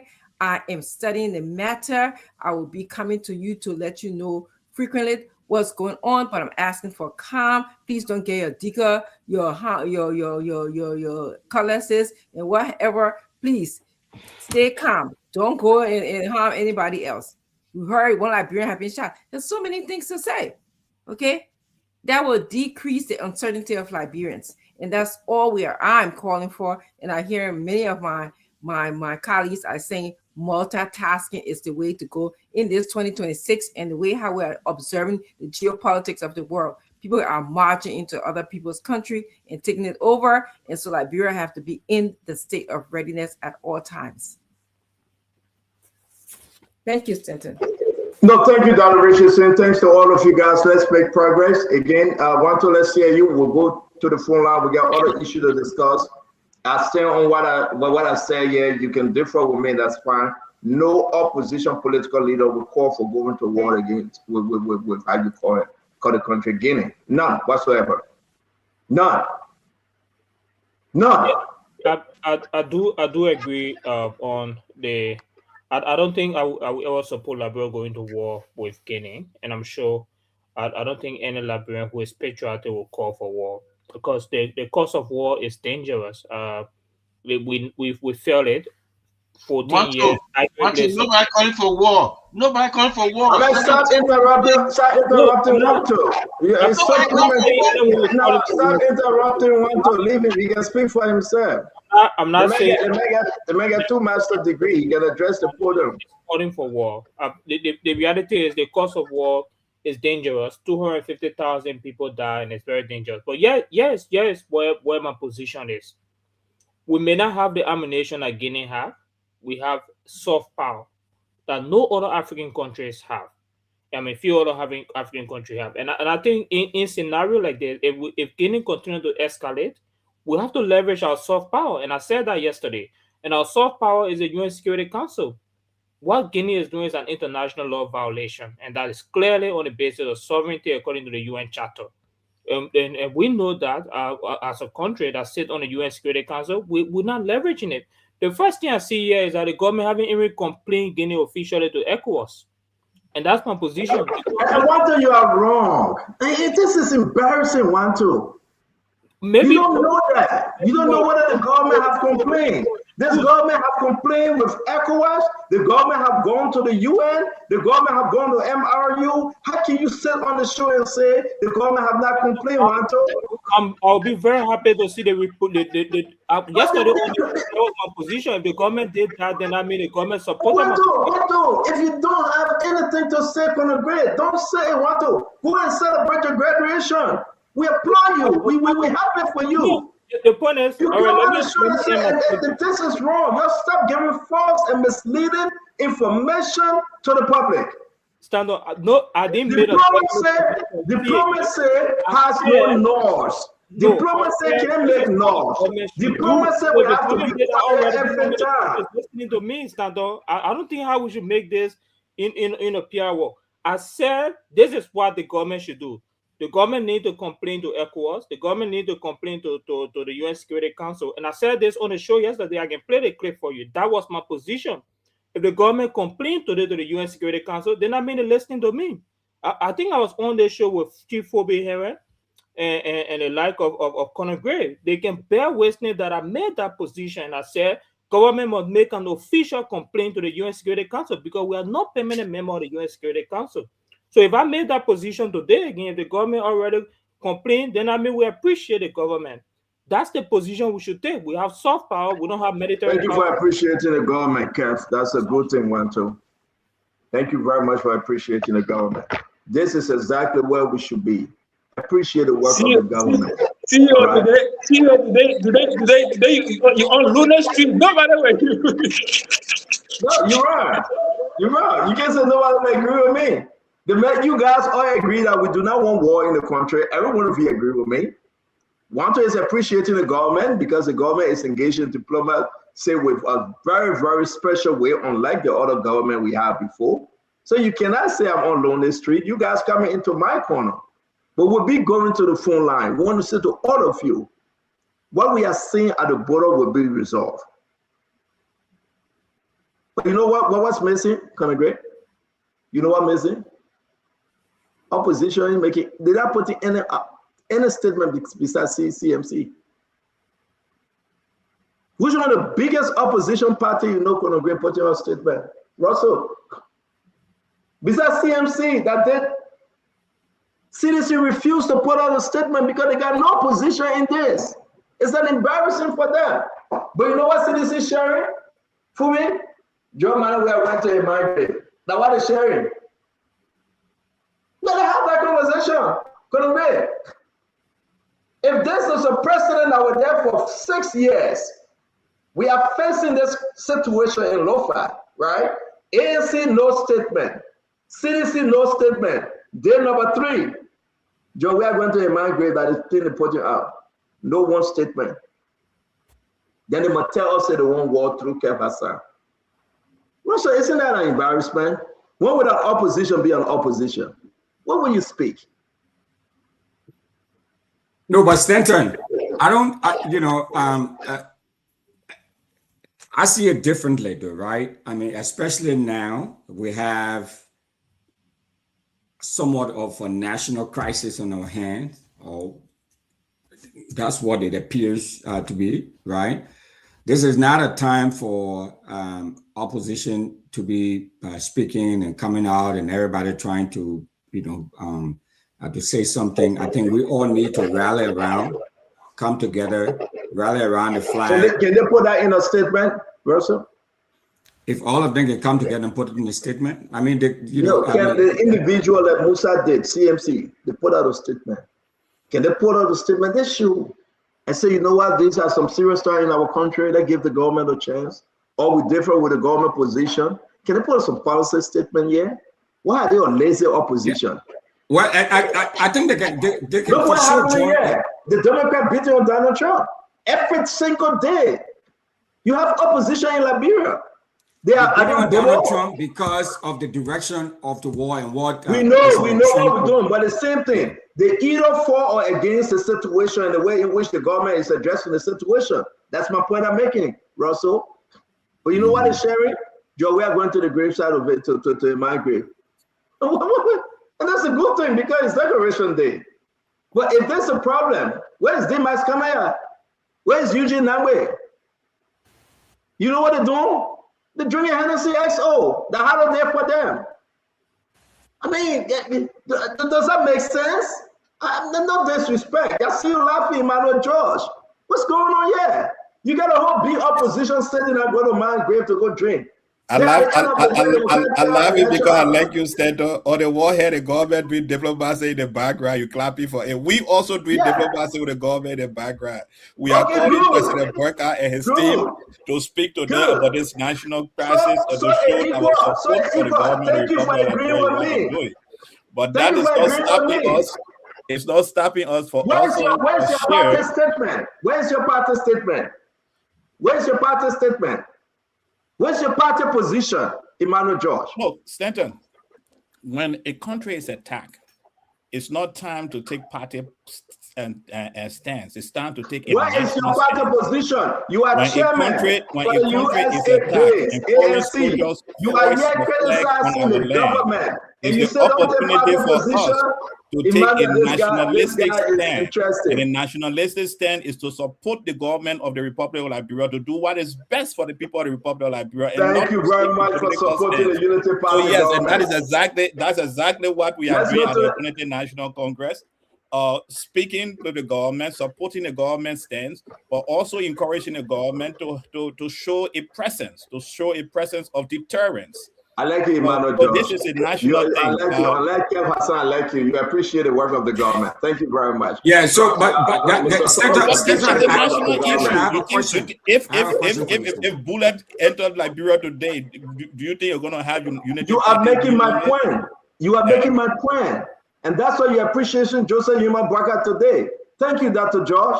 Thank you for appreciating the action. This is a national crisis. It is a national problem, and every nationalistic and patriotic Liberian will be in the stance with the government. But we should also remind the government What happened to those security officers that should be at that border at the time those Guinean soldiers passed? Where are those immigration officers? Where are those police officers that are assigned there? Where are those Dr. George, that were assigned at that Dr. George, you are making our point.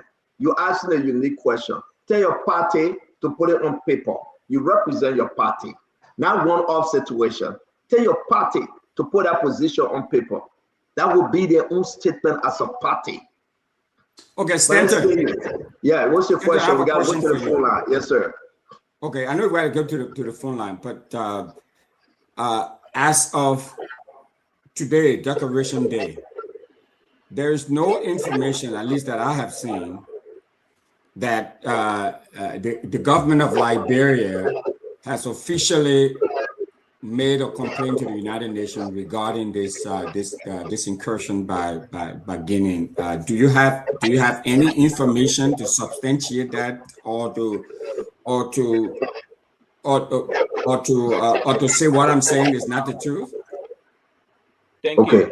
Beautiful question. So, Brother Russell, I will say this to you, my friend. When the government write the UN, the government will send copy to you. When the government write MRU, they will send copy to you. When they make the phone call, they will tell you we'll make a phone call. Is this an immature, childish government we're running here? Is this immature, childish government? You think everything that happened in 48 hours now, the government just say now in Liberia? Russell, I expect better of you, man. You want to be congressman in Minnesota? Don't make me to rethink that. I expect better of you. I would ask you a question. But Stanton, I like. Here's the deal. I like the fact that the government sent police officers. I like the fact that. So who's talking now? Are you talking about Conor Gray? They gave them no special coup to that. I see he like that before. I like the fact that the government deployed police officers in the area. That tells you that I'm peaceful. You understand? When you're given that kind of authority, especially when you sit on the Security Council as a non-permanent member, that's much. And you should not be provoked just so easily. And we have case study. They went Sierra Leone. What became of it? They didn't conquer Sierra Leone. They went to the Ivory Coast. They went elsewhere. So the idea we can hang in there diplomatically and solve this issue. People who want to see us going to war, pulling the trigger, I will ask them to be on the standby when you get to that level. They should be one of the first individuals that should lead the troop, because you know what? War is not easy. So I like the step the government is taking. Some people think that warfare is just something like you sitting on the computer, World War III, how they call it the movie. The fact about the matter is we're not prepared, and so we should diplomatically we should take the turn we're taking right now and make sure we get there. Thank you very much. People will not continue this. They will not continue this, but the way we handle it will be the way they will end it. Thank you very much. We got to go to the phone line, ladies and gentlemen. We want to say thanks to all of you. We gave credit to Alexander Mavi. Alexander Mavi, we gave credit for all this video that was done today. I believe he stayed at the border, like I announced. Damo and his team will be traveling to Lofa to bring us update on everything that is happening. Spoon will be present. We will be going to the phone line, guys. And again, don't forget, we get about 30 minutes to be. Is it 30 minutes? Why? We'll be 10 o'clock? No. We got another hour, right? The time change just confused me. We want to say, wherever you are, we will be discussing Memorial Day. Can this government do better? We look at the gravesite in the country. I mean, when we get there, we get it. Don't forget, tomorrow is the 12th. Woo. What's happening on the 12th? Samuel 12 will be in court tomorrow. Samuel 12 will be in court tomorrow. This is big one, my people. But let's take calls. Your name and where you joining us from? Hello, my name is Harry Estomo. I call from North Dakota. Harry, talk to us, my friend. Welcome to the show. Yeah, thank you. Stanton. I live near the border between North Dakota and Canada, America. As I speak to you right now, they are both countries protecting our border. No one is calling for war. What happened to the border yesterday? It shows some level of weakness on the part of the government. So we want the government to deploy armed men, including police officer, immigration officer, to protect our border. We are in the 21st century. Who knows if that mineral business Guinea want to take 800 meters according to the fake colonial map? So this thing is not about just land, it's about minerals. So we need to take it serious. Thank you. Thank you. Let me take more calls. Thank you. Your name and where you joining us from? How you doing, CEO? I'm super, my friend. Talk to us. And good afternoon to the panelists. I'm Thomas William calling from Minnesota. CEO, today nobody going to be on your side. Today we are running away from you. No problem. You still watching the show, though. CEO, that is an interesting country, right? When the military got ready to take the assembly second land, they went there 2 a.m. in the morning with war tank, putting Liberian citizens out of the place and demolishing the area. Today, you get Guinea taking your land and you still sleeping in a barrack. It is interesting. See how you by yourself today. You and me. And you calling on the show? You and me. I by myself. You got you. Leave me, man. Your name and where you joining us from? Your name and where are you joining us from? From New Jersey. Just not talk to us. Nobody is saying that we will go to war with Guinea. That's not what we're saying. We have the right to protect our sovereignty. That's the first nation, your sovereignty. That is something that our ancestors laid their life down. Justin, what's your question? You say you want to ask me a question and you explain it? No, that the question I want to ask you, my question to you now is, you got your house right in Jersey. Imagine you eat 20, a man go to your house, break the door, enter inside, take your car from out of the garage, and say he's the owner of the house. And your children there, you got your grown-up son. So you have to leave the house to the man, or your son should defend that house. Chestnut, let me ask you a question. You say, where the house at? I say like the way you get your house in New Jersey. I will call 911. No, if you call 911, the response not coming, there is no 911. 911 here in New Jersey, they will come. No, I'm saying in a situation where there is no 911. So, man, take the house from America, send the house to Liberia. Let's go back to Liberia. Maybe they will not come, but in America, they will come. Okay, now go to Liberia. You get your house in Liberia. Yeah. You get your in Liberia. You got your people showing it in the yard. Yeah, you left Tupo Road. You went in town. On new man, in the yard, walk the gate, enter the yard. Take your car from out of the garage, put a car there, he's everybody girls and he's the owner of that house. Will you allow your children to stick out and defend that house until you get there? Or you will tell them you're in the house over to the maid? Thank you, Justin. Are you finished? And when you answer that question. Thank you very much, Justin. I got you. And there was no army, there was no security to the border. We should appreciate. Justin, sorry you went off. Kev turned you off. Hello, your name and where you joining us from? Yeah, this is Maurice here. I'm calling from Minnesota. Mike, I'm gonna tell you get straight now. Okay, thank you. Am I live? But now, what you call for? You live? Okay, thank you. Stanton, I always monitor your show. I really want to appreciate you ever so much. Live, I'm watching every one of you on a gray and whatsoever there. You know the situation in Liberia, okay? Let us not take it for granted. They have started on a great deal of military men. The way I saw you talking yesterday, in few days, I'm really surprised at you. We should take this serious. This is not an issue of politics. No, it is our country's sovereignty. Liberia been 100 some more years. What is our military strength? 200 some more men. What have we done? Only people in the Capitol building sit down and eat 27,000, 100,000, what have you? We got nothing to plan for our military. We are vulnerable. It really got me upset. Thank you. So we need to put resources into our military. Thank you very much. No, thank you for calling. Thank you for calling. We do appreciate it. Your name and where you joining us from? Hello. Hello. Hello. Yes, sir. Yeah, hello. Yes, Stanton. My name is Charles. I'm calling you from Michigan. Charlie, talk to us. Yes, Stanton. The observation of the show today kind of interesting from your end. Want to say something.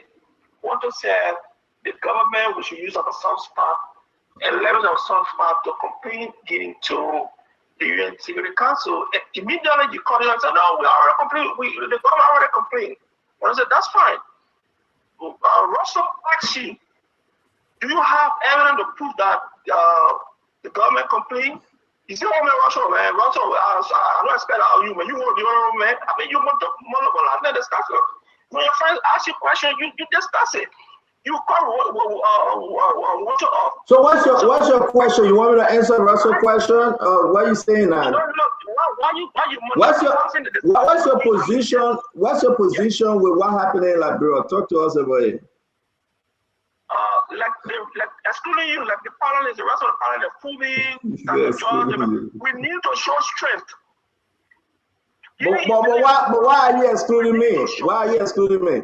Yeah, because you monopolizing the discussion. When your friends ask you, like what to say, we should complain. You say, oh, the government already complain. Charlie. The government is working in the interest of the Liberian people. The government, but give me a chance, Charlie, give me a chance now. I beg you, Chief. The government working in the interest of the Liberian people. When the government speaks to our counterpart in other country, the government will not release those information. We are informed, Charlie. And some of the things we know, we cannot. Hold on, Charlie. Hey, Charlie, but I gotta leave. You engaging the caller on? I gotta leave, Charlie. You want to listen? Hey, no. Where you joining us from? Yeah, my name is Edward. I'm calling from Massachusetts. Ed, talk to us, my friend. Yes, Senator. Yes, sir. So it is true you provide information to the Liberian people, but sometimes the way you speak on issue, it is not good. Yes, sir. We're not going to support you on the issue. What Guinea did, I'm from the borderland. You said, what's your name again? My name is Edward. Edward, what's your last name? My last name is Edward Taru. Oh, okay, that's you. Okay, go ahead. Yeah, I'm from the borderland. I'm from Lower Nima County. I'm from the borderland, the town I'm from. It's the town between Ivory Coast and Liberia. What Guinea did is declaring war on Liberia. No security to enter different countries with weapons. You want Liberia to go for a war? Is that what you want? Nobody want war, but what it did is complete declaring war. So what you want Joseph Boga to do now? All right, what I want for the government to do since our civil war, we don't have military. You get one speaker making one question. So what you want Joseph Boga to do now? I want for the government to build military bases across every 15 counties to improve our security system. Thank you. Our brothers and sisters start making $400 to $500. Thank so you. that the young people can, join the force. You are quite correct. We appreciate you calling in. Thank you a lot. Okay. All right. It's easy. It's very, very easy. We're going to force. The opposition want us to force. We're not forced. Hello, your name and where you joining us from? I'm Cook KB, calling from California. Talk to us, sir. The government just needs to strengthen our border. Period. Thank you very much, sir. We appreciate your call in. Let's just hear what you want the government to do, what you want the president to do. We know the situation. Let's be a solution-based folks on the show tonight, right? And that's why your call in is very important. No war. But let's hear this caller. Your name and where you joining us from? My man, you listen to your device. Your name and where you joining us from? This is Cyrus McGee. I'm calling you from the Twin Cities here. McGee, you got Russell on the show, but talk to us. Yeah, the former councilman and incoming representative. Quickly to the point, Stanton. Let me firstly commend the bravery of the people of Lofa, especially the young people of that area, who stood up for their country. It brings to mind a heavy burden of what they lifted to see what they are doing in that area. Like every other caller, Stanton, nobody calling for war. But at this point, the joint security person should be high in that place. Look how many days it took before we saw police even going there. See people with machetes, see people with single barrels standing up in case they did not. Guinea is trying their luck everywhere. And lastly, by this time, Stanton, even though you say there's a diplomatic arrangement that is going on between Liberia and the other countries, but at this time, our president should be able to speak to his people, at least say something to give them hope. It cannot just remain in a Joseph Maggie, let me ask you quickly before we gotta go. You think Joseph Baga might just come up without doing all the necessary background, and he should just come and speak? It's been a couple of days now. Yeah. I'm sure the security apparatus are over. They are on it. But yet and still, let the president come out and say something. We are handling this diplomatically. The president will speak. The president will address it. McGee. The president have to. Yes. Number one, information ministry came out. He put a statement. Another statement is coming up. A message from the president himself. Yeah. Thank you very much, McGee. Thank you. Thank you. Rosemary, let's go to Liberia and hear our people. All right, we already have people calling in. There's no need to call the numbers again. Good evening, your name and where are you calling from? I'm Abraham Clark calling from 15th Street. All right, let's hear you. Well, I think diplomatic is a real way, but if diplomatic fail, I think Liberia have to take the other route. I know people will say Liberia don't have the military strength, but there are other countries that are bringing it up. Why were you talking about Ukraine? Ukraine don't have the military strength when it comes to their Russia, but yes, still they stay strong to defend their country. So even though we don't have the military strength, but if the Guineans just feel that because we don't have the military strength and want to influence our land, we will stand strong and protect our land. But by any means, we will protect it. All right, thank you very much. Let's go to our Lone Star line. Good evening, your name and where are you calling from? Good evening, I'm David Star calling from the. Okay. Yeah, this is a wake-up call for Liberia. President Tottenham was so friendly, he allowed Sierra Leone, Guinea, and Ivory Coast to occupy Liberian territories that are beyond the river. No river, the land, you see Genema on the African border, you see you go to on the south where the people coming from, all the are Liberian, as well as dynamic for Ivory Coast. So now, Liberia is a wake-up call for Liberia. As the guys are saying, those smart guys on phone talk, let us send a complaint to the OAU and send it to the UN. We need our land back. Okay. See, they always say, oh, Maningo in Liberia, sir, Maningo is citizen. Every day, Maningo leave on Guinea and enter Liberia, they become citizen automatically. This has to, doesn't mean that they will Liberia in America, Liberia that live today enter America. All right, thank you very much. We have to take all the callers. Good evening, your name and where are you calling from? Good evening. All right, we lost that caller. Good evening, your name and where are you calling from? Good evening, how are you, Mama? I'm fine, thank you. I want to say good evening to the other panelists. My name will always be Kanga GM getting a call from station number 10 to the Pesan community. Let's hear you. So we in Guinea, I think Guinea should stop and provoking us. The people open the borders and they kill a lot of Liberians here, and they did it during the Castle of War. They should stop the kind of provocation. We already allowed them here to become citizens, get a paper, choose some kind of do, and they are here, they are established.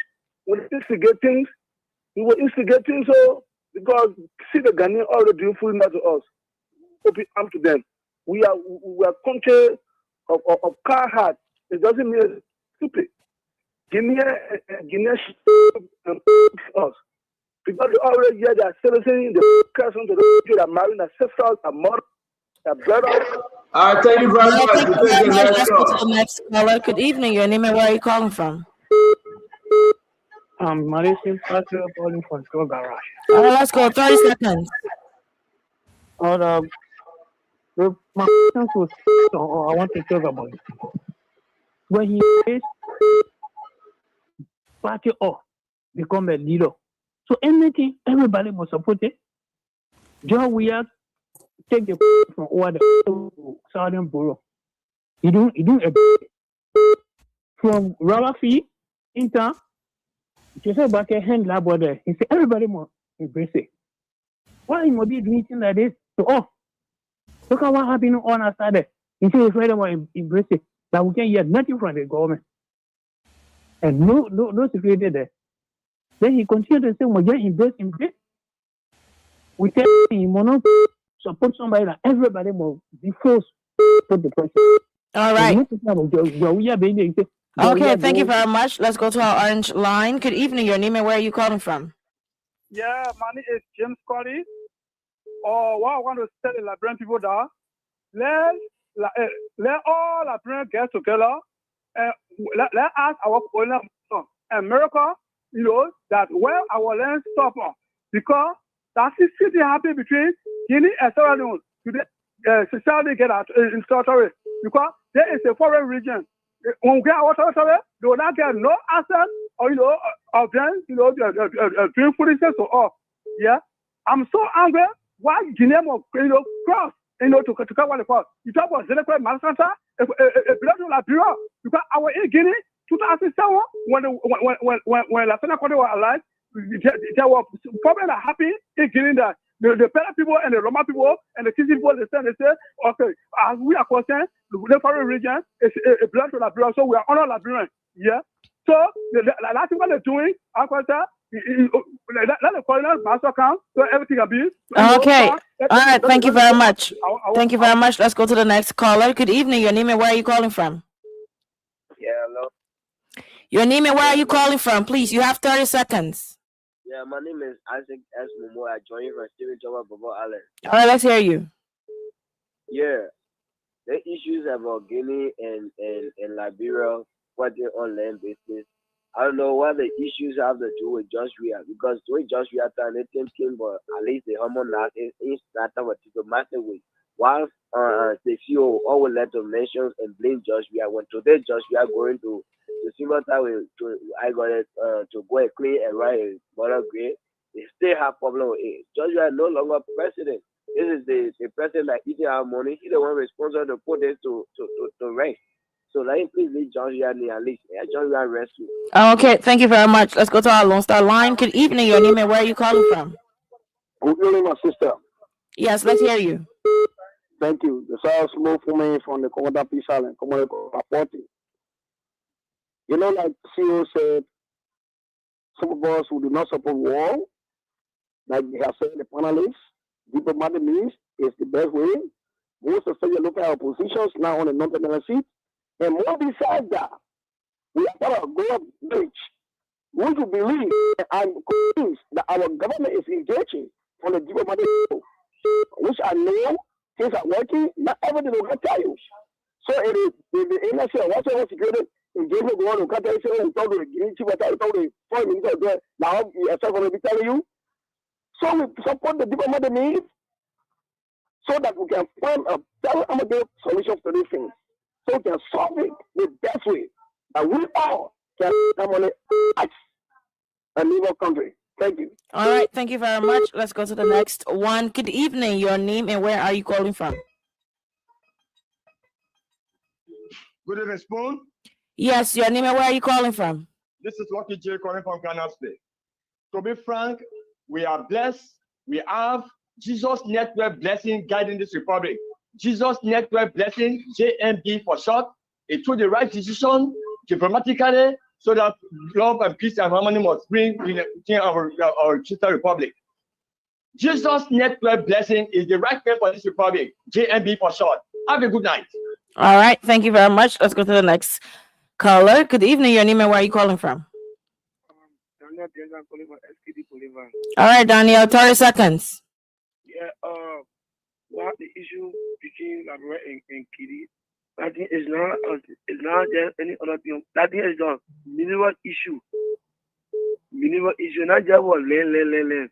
You see today what happened where that men are speaking, I'm like dizzy or what? The main thing about the area when you land together with there's a minimal that they look at government first thing you might when in Guinea when they have like conversation, they never generate the level way. That's why you see the Guinea are still coming back. There's a minimal business happening over the not just for the land. But what happened over yesterday? What is the serious large? Oh, we are the poor. You see, too much money is the Pokemon.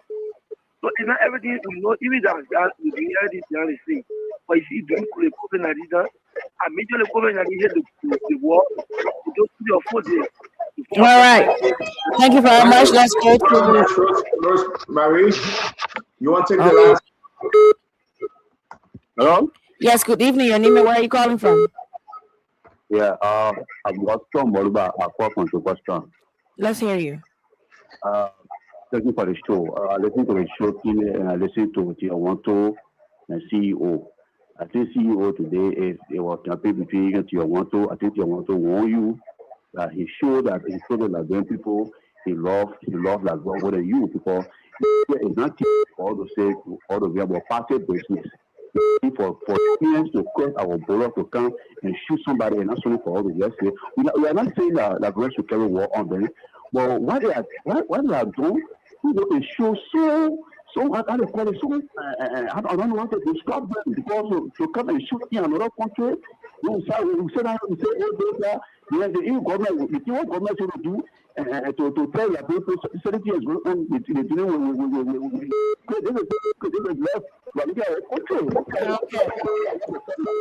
Thank you, Rosemary. We want to take a few calls from this end. We'll go back in studio. We want to welcome each and every one of you. It's good to see you on Councilor Goo.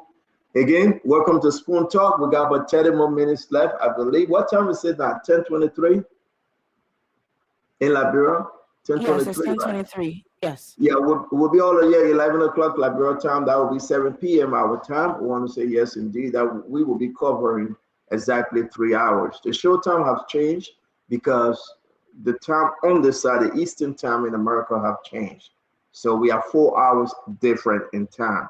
We start the show 8 p.m. Liberian time, and the show will be over 11 p.m. Liberian time. Wherever you meet us, we want to say enjoy the ride.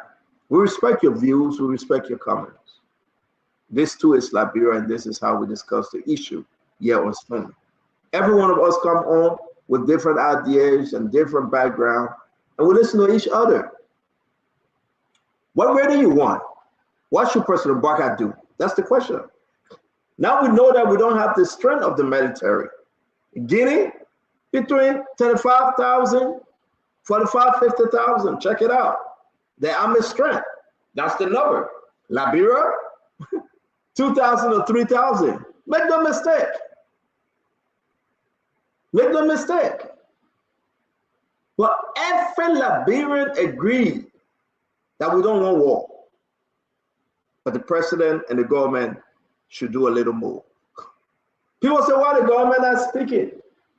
The government must first, through the president, Joseph Yima Boakai, speak to the Guinean president. And do we have? The Guinean president is not well. Joseph Yima Boakai will be making contact with the Guinean president. They will speak. But before then, the Guinean people left. They retreated. Today, they say the Guinean people came out and started shooting, or Liberian got hurt. That's the process. That's the work of diplomacy. Make no mistake. But at the end, in the long run, my fellow Liberian, this issue will be resolved. Honor Madam Salif, the Guinean cross over. Conagray, you know that. They went into Liberia, Conagray. There was no fighting. But I said we spoke to the president then of Guinea. He resolved the issue. Jose Yima Boakai will do that which is right to protect the interests and sovereignty of our country. I'm happy. Everybody here said, no, we ain't calling for war. Don't call for war. But the interests of the Liberian people, the protection of the Liberian people remain paramount. I can say to you, another battalion is getting ready to go to the border again tonight. Tonight as we speak, they are getting ready. I don't want to come up with all of the national security stuff here, my people. I'm not going to do that. I am informed. They trust this network. We will wait for the president to speak. The president will speak. The president will address the nation. Once all the T's are crossed and the I's are dotted, then the president will come out to tell the Liberian people. And to you, my fellow Liberian, that's the position we should be taking. And we should applaud this government. And we should applaud this government. So Winfred Russell, let's hear you. We'll go to Lafayette Group, Kev Hassan, Conor Dr. George Fubi, and our brother 12212. Just hang with our Rosemary because Dr. Richardson want to visit her granddaughter, the new granddaughter. So we will be leaving here in the next 33 minutes. We want to say again, let's give it our best shot. We'll go back to the phone line and listen to our fellow Liberians for their own input. Russell, that's our only topic for today, brother. Yeah, thanks, Stanton, and thanks to all of the callers, everyone who called in. We appreciate your participation and contributing to the discourse. So I think, Stanton, most everyone is on the same page. We just have, for the most part, we have variation here and there in our positions. I think when I ask you the question, I think one of the things is that folks, nobody wants war. Folks are just saying that the government needs to stand up and provide a presence, a show of presence, a show, some robustness in its appearance, at least at the border. And if they have made, I know that the president has been consulting with the legislature and the local leaders. They have been having conversations. So there are a lot of conversations taking place. I mean, we all know everything does not have to be done in sunshine. That is understandable. But if the government has spoken to the UN or made a formal case to the UN, I'm sure that information, not that we expect to get a letter or an email, but that information would have been placed or been put on the website for all to see. And we have not seen that information. So that's the reason why I asked you the question that I asked you. And, so it's neither here nor there. Can I hold you right there? Whenever this government's place a call or put in a request through UN, you are saying that letter is published on the UN website or on the foreign ministry page? Is that what you are saying? No, Stanton, I did not say that. I want some clarity. No, you clearly misunderstood what I said. Exactly. Please help me to understand you better. Well, there are a number of folks who have to add their voices to this issue. So if you were not listening as the moderator, wait, me. I want to understand better than Mother Josh. I want to understand better than make any fun of me. Tell us exactly what you said. You said they were placing on the website. On which website? On the mentioned website. I'm just saying. It doesn't work like that. When the government took a position and send a letter to UN, you don't find it on the executive mansion website. No. I did not say it's Stanton again. You were not just say you tell us what you said. No. I did not say that. No. Don't put words in my mouth. So what did you say? No. If you want me, no. If you want me, don't try to connive me to say. I'm trying. We gotta go to the full line. I beg you, Chief. We are giving you time. Tell us what you said. You said okay. Okay, we can move on. But I clearly did not say that. The government would put on its website. So what website? Which website you want the government to put it on? What I said is Stanton, and I repeat. Version number 3. Stop looking at me. Nothing is that hard, but I respect you. Let's move on. We gotta go to the let's move on. Let's move on. Councilor Gould, welcome to the show. Dr. Booklet, welcome. Asido, welcome. Councilor Gould, let's hear you. Thank you. And let me say good evening to my colleagues. The only thing that baffled me most, and really yesterday, I was so disappointed, and to the extent that people in the government were even trying to counter my position on this issue. When I saw officials of the government thanking civilians civilians, people unarmed, for defending their land. I felt that was an indictment on our security apparatus. That officials of government were hailing civilians. Oh, thank you. Oh, we are strong people. Oh, you know, in the 1920s or so, the low-fare people stood up. Imagine today, an official government was saying, oh, thank you for the Liberian people. They were standing there. And I was saying to them, how can you say so? How can you even imagine that a group of unarmed people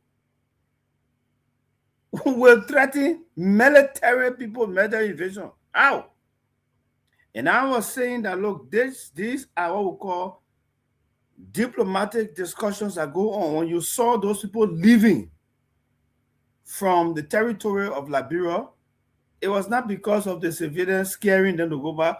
What kind of unarmed person would scare somebody who got a weapon? It was because of the back room or background negotiation. But again, the government officials were saying no, it's not because of our background negotiation, it's because of the ordinary citizen. That was my disappointment. And today we come back to the same thing, that the government is now moving forward to put people along the border. Look, let's be frank. Let us not be delusional to think that a group of unarmed people can go stand up in front of Guinea people who can't really speak English. That you say, oh, move on here, and then move on here. Oh, and then moving. No, that's diplomacy. That diplomacy can solve these kind of problems. But it was unfortunate that even people in the government don't even understand how things work. We're healing civilians instead of healing the security apparatus and healing the diplomatic channels, those who were in that cycle, to have this thing brought under control. That was my disappointment. We cannot go to war. Whether you want to go to war or not, you're able to fight Guinea. So that leader one. You won't able A. So even if you want to do it, you can't make it. So you just swallow it and try to negotiate so that the area can be secured and Liberia can continue to maintain its presence in that area. That's also be this about Liberia. It's not politics. But some people want to politicize it. Even people in the government want to politicize their own. They want to indict themselves. It's unfortunate. Liberia cannot fight Guinea. Guinea, they cross over. They have probably legitimate reasons why they cross over. You're mining sand at the border where between two countries. When you mine from your side, it can affect the other side too. There are enrichment to discuss. There are enrichment how to go into. Thank you, Councillor. Councillor, thank you very much. This particular issue, I'm coming out close. This particular issue will be settled diplomatically, because that is the only weapon or I don't want to say weapon, but that is the only thing we can use to settle the matter. Diplomacy. Thank you, Councillor. Because one ever Guinea. So let nobody come stand out here and say, oh, thank you, Councillor. It's good to hear you. Let me bring in Dr. Bopler. Dr. Bopler, welcome to the show. Thank you, CEO. It's good to be here. And good evening to everybody. Today, Stanton, we got a call from one of our students, Cottington students, at the border. And obviously, we're concerned for the student and all persons there. So we're hopeful that they'll find safe spaces, and we're praying that it'll be okay. We give our advice as we're able. It's a real conflict with a tremendous human element. To Councillor Gould's point, civilians will not fight, or they can fight, but we don't expect that to overcome heavily armed military people. That said, though, minus an official statement from the Guineans, The fact that Liberians stood up that whole consideration of the human element could have been part of the consideration of pushback. But that's not what I want to say. That's what I really want to say. What we don't want is a military conflict with Guinea, and we're not going to get into that, I don't believe. We've had our shares of war, and we're fighting our own wars right now with poverty, with unemployment, with drug addiction, and corruption. We're not fighting military wars. So I believe this will be resolved diplomatically. I think the government will accelerate her efforts to resolve this diplomatically. Hopeful that our president will take the podium and speak to the nation and give us a status report on where we are. I believe part of what's going to happen, or at least I hope will happen, is that in those backroom negotiations, we need to look at that Mana River agreement again. There may or may not be a non-aggression pact. If it's not included, it should be. And then we're to think about moving forward, how we as a nation prepare ourselves. I think we need to fortify border patrol and border security on all of our borders, so that at least we can have quick first responders, so that if we have future events, we're in a better position. No, we don't want to fight war, but we don't want people crossing over either and just thinking that they have permit to just come and do anything on our sovereign territory. So I look to see an accelerated effort diplomatically to resolve this matter, and I think we will resolve it. And I look to see the president addressing the nation and speaking to Liberians on the matter, giving people the assurance and the confidence that everything will be okay. And that is my hope, that we move forward peacefully, and I believe we will. Thank you, CEO. Thank you very much, Dr. Beauclerc. As you go. It is a shame and an embarrassment that the Guineans got no respect for President Bouakai. It is a disgrace that another country will have no respect for our president. So President Bouakai solved a problem diplomatically yesterday, but then the Guinean returned today. It only means they don't see him as a president. He could not solve the problem for 2 days. He only solved it for 1 day. They left. He solved it. Then they returned today. What does it tell you? We are educated people on here. What does it tell you? If they had any shred of respect for him, would they return to today? Let me tell you, maybe you forgot. The Guineans opened live bullet and broke the leg of a Liberian from a problem that your president solved. It's a disgrace for anybody to say that. Listen, our argument is not like this will be solved through war. No. What we are saying, though, the act yesterday was an act of bravery from the common people. We are only asking you to give them their flowers.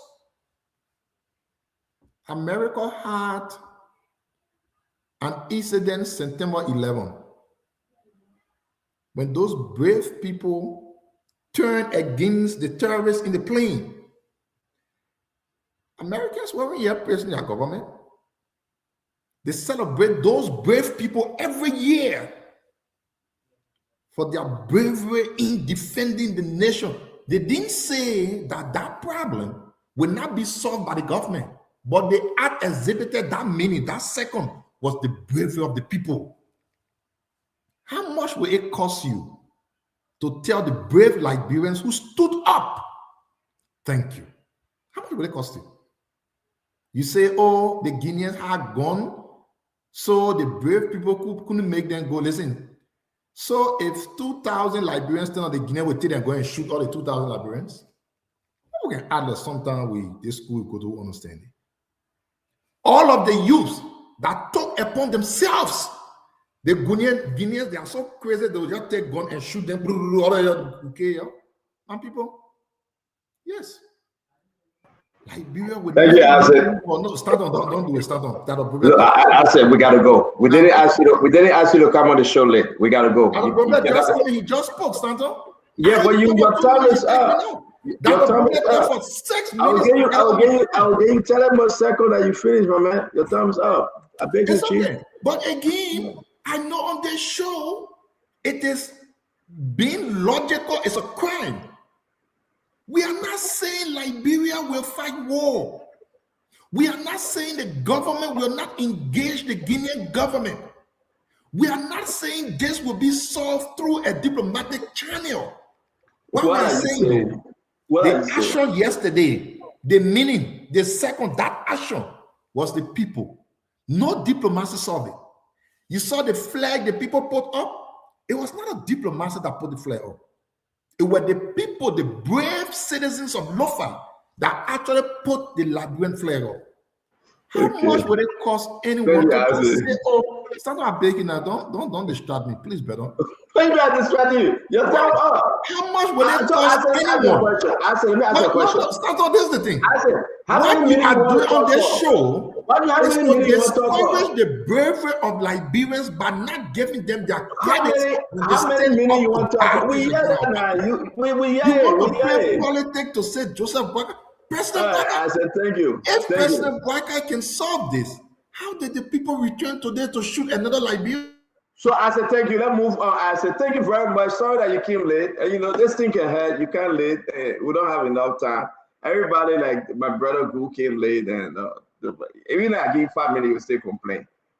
But let me say this: we're bringing the rest of the guys on. You appreciated the president. You appreciated this government for diplomacy. You see, you're playing them for that. You're telling them for making the Guinea people to go back. That's fine. So what's your problem? They put that president picking and I put a flare up. For me, the one I said repeating is flare up because the president picking and I put a flare up.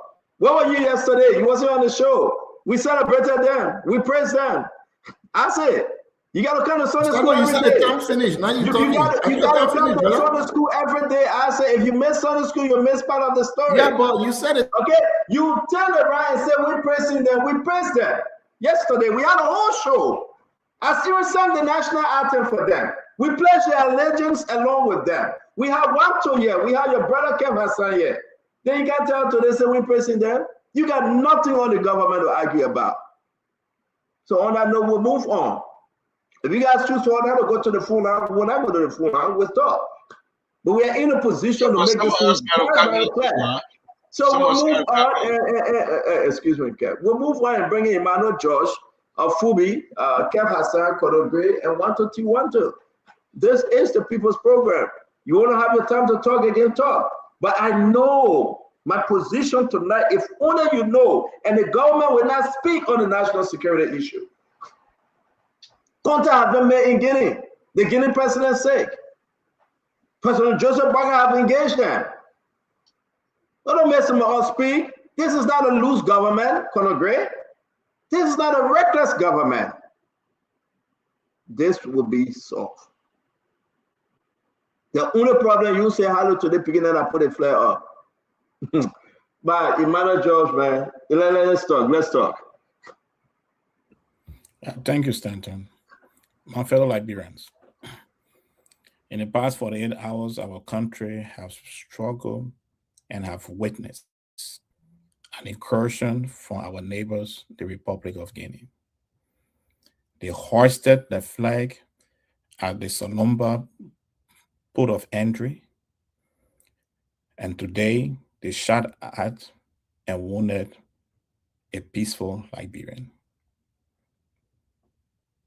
Fellow Liberians, our government have responded diplomatically. And it's a right process. It's a great process. But deterrence is extremely important. And that's where we show weakness. Every border point in Liberia that is stated and known as an entry point that I have passed through in my many years of crossing Liberian borders have immigration officer, police officer, and the military. The question our government have to answer is, where were those personnel when the Guinean soldiers marched into our territory? And those personnel need to come up and tell us what actually happened.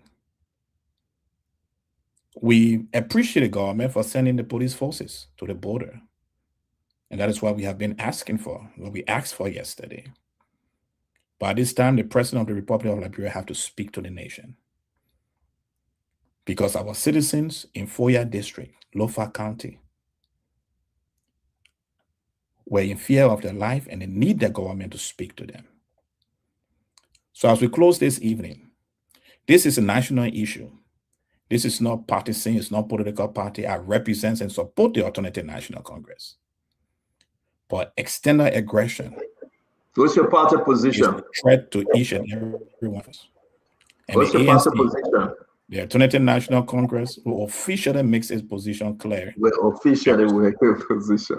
Thank you all. It was great being in your homes this evening. I look forward to this wonderful conversation tomorrow. And hopefully this will not happen at an official border entry again. Thank you. Thank you very much. Before we bring Kev Hassan on Fubi, if you're holding this government to be more proactive, and you're telling us that you work for 72 hours to officially put a statement and take a position, and you are government in waiting, then we're having a problem, Fubi. Then we are. No, I love you. No, I'm not talking to you. Oh, okay. You're talking about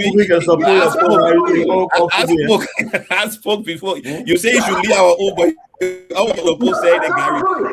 Imagine when bring this this person issue was back raised, up for waiting for 24 hours for 8 hours. this issue But was when you're raised, talking about when this 72 issue was hours raised, and another hour, when this 296 issue hours. was raised on this network, you told us to be quiet. The security office or the security forces do their work. Why are you blaming us today? Come. I don't know what juice they gave you today, but you ready. Kev, let me hear you, Kev. Let me hear you. We'll go to Fubi. Let's hear you, Kev. When as Central, I hope you just give people chance. But look at the time you're speaking now. It's for 2 minutes. I'm not going to interrupt you. Yes. No, because what you guys can do is very, very terrible. No, everybody. I don't like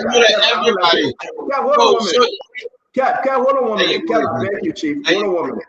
Everybody look at the time. It's 6:50. Stanton gave it better chance. Okay? I'm going to give the 2 minutes to Kev Hassan. It's 6:49. Hassan, go ahead. And I mute myself. Stanton, let people get freedom. Just don't interrupt people. I don't know why your body can be so itchy if something doesn't go your way. Like, people that you are this person, man. Let you have one edition at a time, please. That's wrong.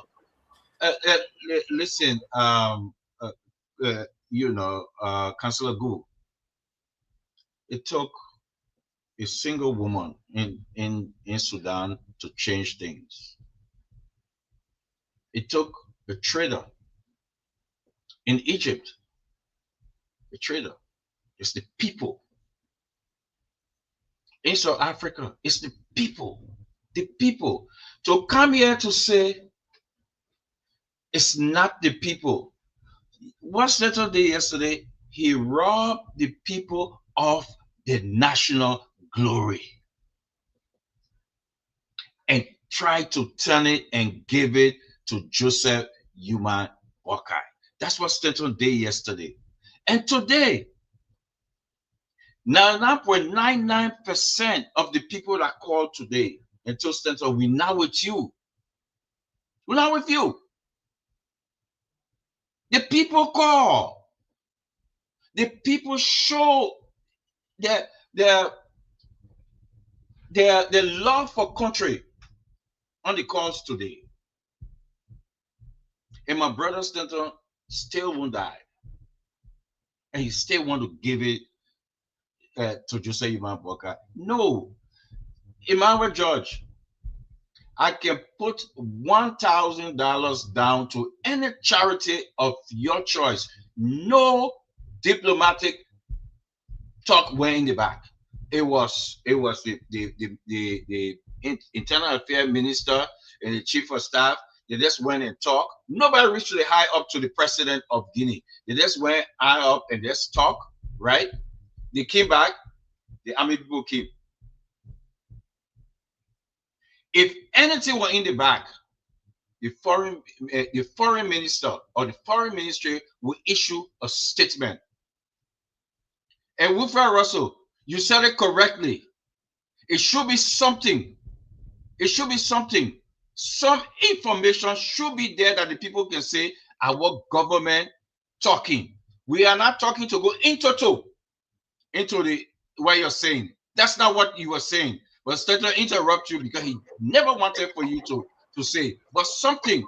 You know what Louis Brown there today? Louis Brown is talking about the Iran. They're condemning the Iran war. Because another Gulf country, we put up to you as Wanto was saying yesterday, of their sovereignty. Thank you. Another country, Spencer, man, let people rule. Another country, we Your put time is up, guys. what happened. And today, I really don't understand anything he's saying, but your time up. And Louis Brown, and today, Louis Brown at the United Nations. Thank you, right? Kev. Talking on it. So, Stanton, so don't come here. Everybody here saying the same thing, but you the only person say Joseph Boka, even the supporter, even Fubi, who is a hardcore supporter of this government, telling you you're wrong. The government failed. We gotta move on now. It's 6:53. It's high time. You spoke for 3 minutes. Let me tell you on this subject, you did not put country first. Thank you. And you know the. Yeah, thank you very much. Your time is up. Let's move on to Fubi. Fubi, Kevin spoke for 3.22 minutes. Kev, you spoke. We gotta move to your brother then. We don't understand what you're saying. You just all around the place talking about Toto. What you call Toto? So you might not be careful before you call here. Fubi, let's hear you. Everybody had talked to you talk. Yeah, but I beg you. Fubi, I hear you. Yeah, so why they call Toto? They may say in Toto. Toto, formality in law. Rest of your evidence. In law, in Toto.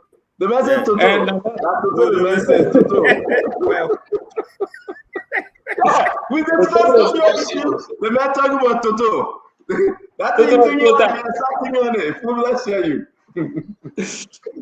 On another serious note, yesterday you had encroachment on your country, and the only thing that concerns our lawmakers is that they are salaries and benefit and arresting the finance minister and all the officials.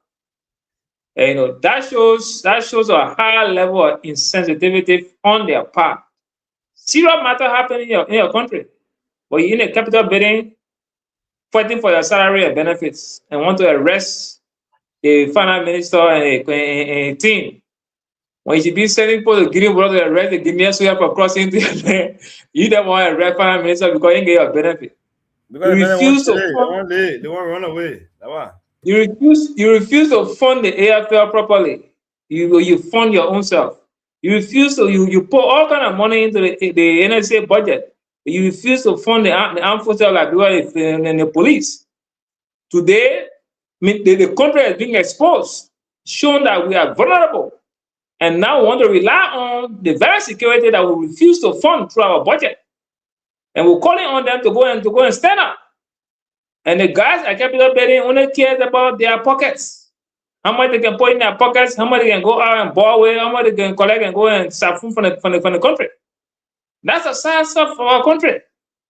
We need serious discussion. The president can do all his background stuff, but I also have the view that the president should have spoken yesterday.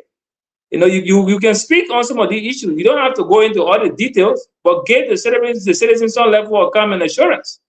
You saw when the Capitol building got on fire, the president drove there and he spoke immediately.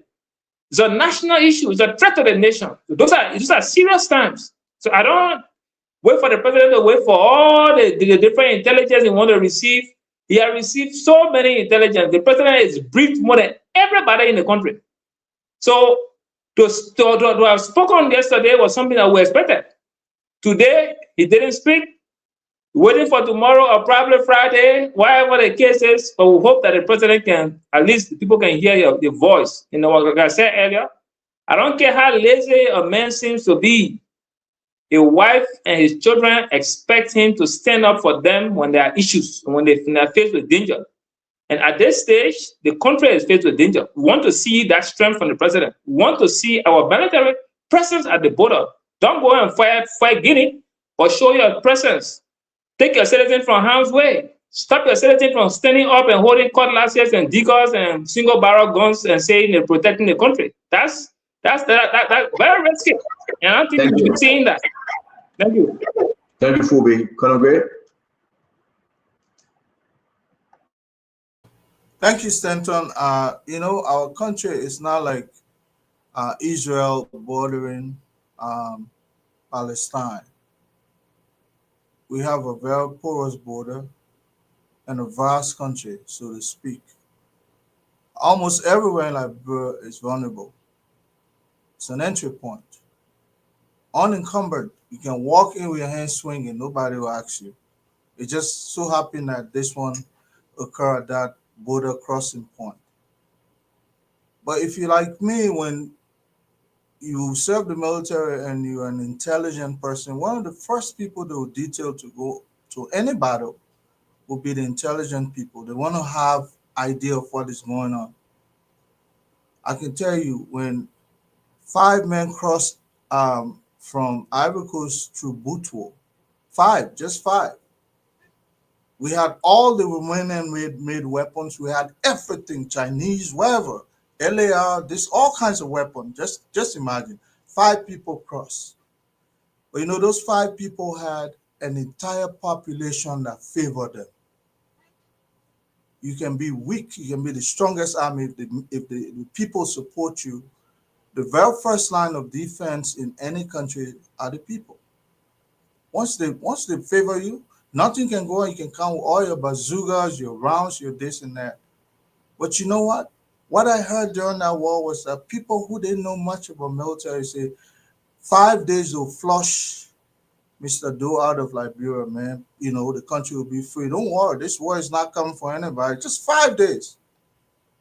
People who don't know anything about warfare were determining when the war will end. 5 days. It went on for 14 years. Almost 300,000 people, maybe even more, lost their lives. Warfare is not a one-day situation. Don't say that the people stood their ground. Yes, they did. They stood their ground. That's what most citizens should do for their land. But you know what? That does not mean that there are other means that this government is not exhausting. I agree. If people, the way people sound, they think that this war, you can stand and fight the Guinean. Yeah, maybe you succeed at one or the other. But who wants to be the first casualty? We all speak here, we say, okay, let's not agree. All the folks who called, how many of them want to go stand in front of a Guinean soldier with a rifle loaded with munition? Who wants to do that? We sit in our comfort and then we imagine somebody say, oh, I'm surprised I couldn't agree. Are you willing to take the first shot? Can you come along with me? Nobody. But so the people who are in arm's way, yes, we're happy at least some diplomatic endeavors going behind the scene, and we hope it will end up that way. We know they didn't take Sierra Leone, they didn't take Ivory Coast, they didn't take anywhere they've gone. They will leave us to. But so if people think that, opening the first warfare with Guinea will benefit them, good luck. It went on in our own country for 14 years with our own brothers and sisters. Imagine. We should exhaust the means we're exhausting now because nobody are willing to go down there now. Right now, if I muster people, I say, come follow me, I'm the colonel. I'll put a warfare plan together, come with me. Nobody will go there. Thank you, Colonel Gray. Want to? I say, Colonel Gray, enjoy yourself with talking. Part of my argument here is twofold. But first, I tell you, man, John. But what we primarily seeing here is that the United Nations Charter 1945 Article 2.4 were violated. This entire charter says that it prohibits the use of threat, the use of force against territorial integrity of any political independent state. So Guinea already violated our rules. Even Article 2.3 of violated as well. Thank you, one too. No, I said thank you for researching that. Go ahead. Okay, yeah. The other thing also that is important here in the African Union Constitution Act, Article 4B, is a respect for border existing independence. That also in the African Union Act was violated. The mechanism here shows that there is nature of military assessment. One, there was a flare replacement on our border. There was a deployment of armed forces on our border, and there was even firing of live rounds. All of these things are gross evidence that Liberia can use to justify a complaint.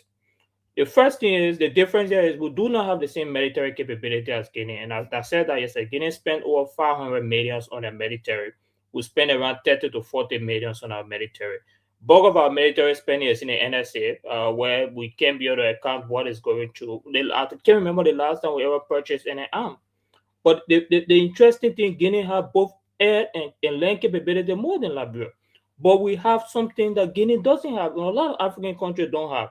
And that's why we are asking critical question: what kind of diplomatic measure are we using? Because we got to count to ourselves.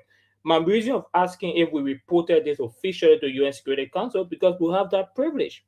We can summon an emergency or Security Council meeting if we believe this escalation is a violation of the UN Charter. The United States have done that. Iran did it. A lot of international countries have done it before. So Liberia have that capability to do it. The other thing is that I do think the framing of the discussion shows that this is dangerous, to be honest. We can't just consistently say we want to be able to find peace in the midst of the diplomatic engagement. Does not mean you are declaring war. You are using the kind of card that you have to demonstrate capability. And our capability here is what we have. So if I was in this position, Stanton, there are a few actions that I'll definitely take. The first actions I'm going to take is to officially do a report to AU, officially do a report to the UN Security Council, to officially do a report to ECOWAS. The third aspect is to deploy militaries at the border, not police. I saw the police were being deployed at the border. Police should not be deployed at the border to be able to, in a situation as such. We must be able to strengthen our border. And this is a genuine question to ask. The president have over more than 2 days to make that decision. Tomorrow, there should be border security. The other thing is we need to be able to restore hope. We can't have civilians to make themselves vulnerable at the border and will be held in there. I applaud the fact that we are all holding civilians, but civilians should not be the one at the border protecting Liberian border. That's why we pay tax. We are harming peaceful civilians under the measure of patriotism. It's not justified in any way. We should not even encourage it. You cannot have peaceful civilians who are armed to still withstanding, armed soldiers when we are sovereign state.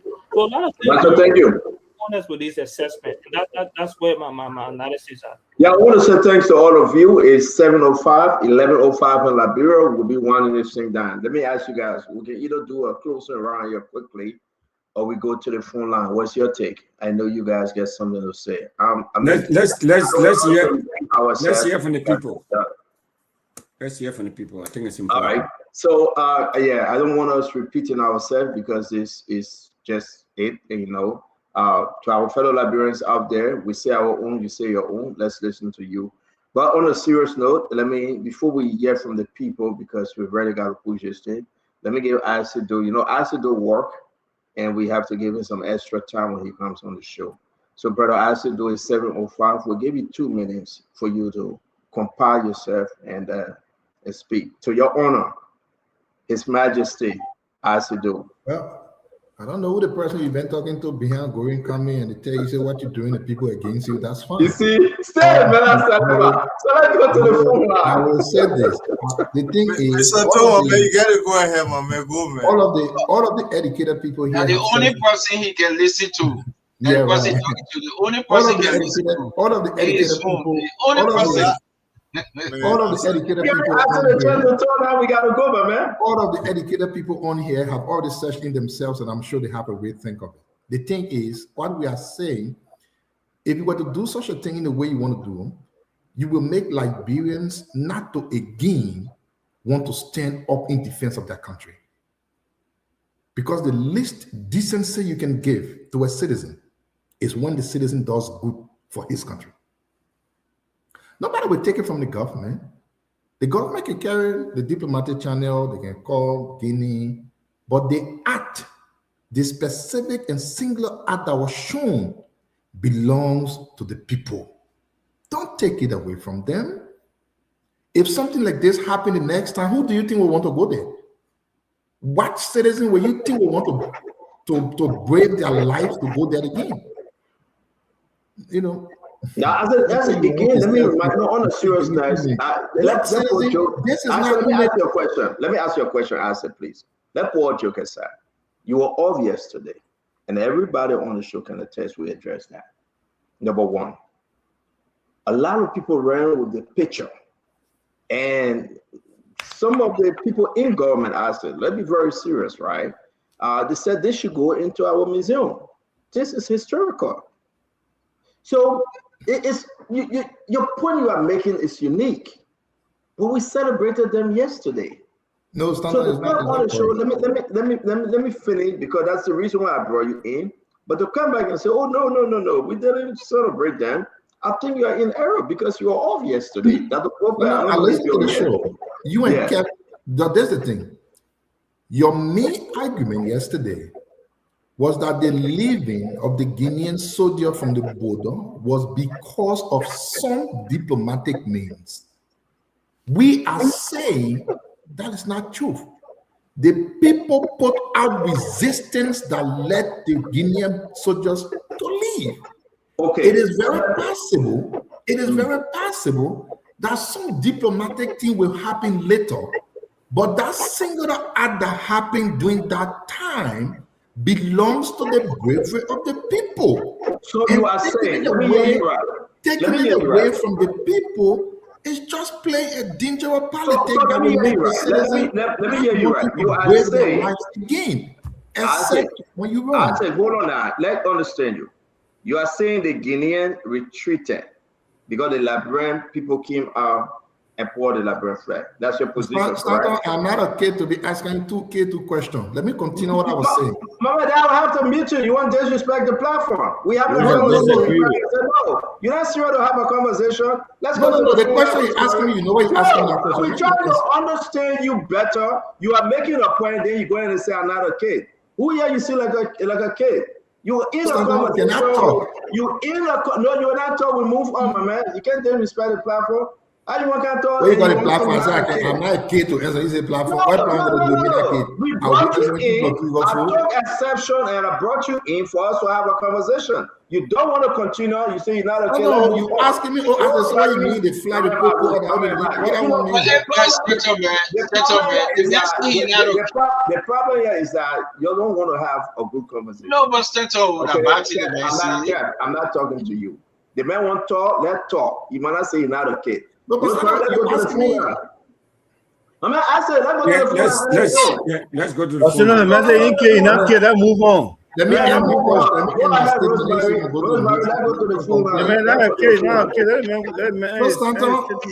What I'm saying. No, the man feeling bad. The man but I say, I beg you, Chief, let's go to the phone. Let me end my statement, then we will go. No, but you gotta answer my question, my man. You gotta answer my question. The martial law. They make you answer your question. You asking me, so you say you need to go there. Very clearly. You said no, you make you ask. Soldiers to abandon what they were doing. We gotta go. Because the brave children came to the defense of the country. And what I'm saying, and that's what made Nigeria to retreat. If you try to take away the credit from the people, it will create a risk situation. Others will not want to replicate what actually happened yesterday. I disagree with, and I think this is not about politics. I tell you, you are strong in your argument. To be proactive in this case, the government did not engage what they should have engaged. That's the reason why today we have a Liberian lying in a hospital with his legs being broken. Okay, I said thank you very much. Yes, indeed. Let's move on, actually. In that way, you can Chief, go to the let's line. move on. Let me ask Conor Gray. Conor Gray, let's do a quick round quickly that will play. I know we go, maybe we'll not go to the full line because Rosemary got to go home. Conor Gray, you agree with Ase that the Guinean retreated because they saw Liberian put it up the flag? You agree? I didn't say it. You see the question you asked me? Okay. I said we finish with you now. Let's go to Conor Gray. I said the Guinean retreated because they saw Liberia running their put on the flag. You agree? That true? No, Senator. I believe there was a change of order. Thank you. The first order was to plant the flag, invade, plant your flag. The second order, retreat. And thank you. Fubi, let's ask you quickly. Because we are 10 on the show. Fubi, let's ask you, do you agree with what Ash is saying? The only reason the Guineans went back to Guinea on the other side because they saw Liberian coming to help to put up the flag. Is that true? Absolutely not. If that was the case, they wouldn't have come back today. So you can't use that. Thank you very much. Wanto, with that two down, Wanto, what do you think? Is that the only reason the Guineans went back? No, I'm an advocate for not even using civilians to face armed guards. That's why I said the government is healing gradually. We keep healing. So do you think the Guineans retreated because they saw Liberian coming to put up the flag on armed Liberians? No, that wasn't my argument, though. No, I'm asking you a question. I just said the Guinean retreated when the young men that came out. I beg you. I beg you, stand on. Do you? Okay, I said we reach to you with Korea said. No, you think that's the only reason they retreated? I say we reach to you with Korea said. Want to what you think? The Guinean retreated. I say we reach to you. Hold on, let you want to. I beg you, Chief. I don't think the Guinean retreated because of civilian, because they were armed. Thank you very much. Thank you. Now, I really want to end this with Ase. Lafayette Gu, Councillor Gu. I said it earlier, Stanton, that is the Guineans did not retreat because of civilians. That was a background negotiation that led to the people retreating. But Ase will be right for saying so because officials of the government thanked civilians for standing up for their country. So Ase is right to carry on the propaganda. Yes. Thank you. He's right. But that was the reason for me. Winfrey, was it the reason the Guinean ran away and they went back to Guinea on the other side? Absolutely not, Stanton. Look, I will explain it this way. I think we all know and have seen ducks on the pond, okay? On the river, on the water.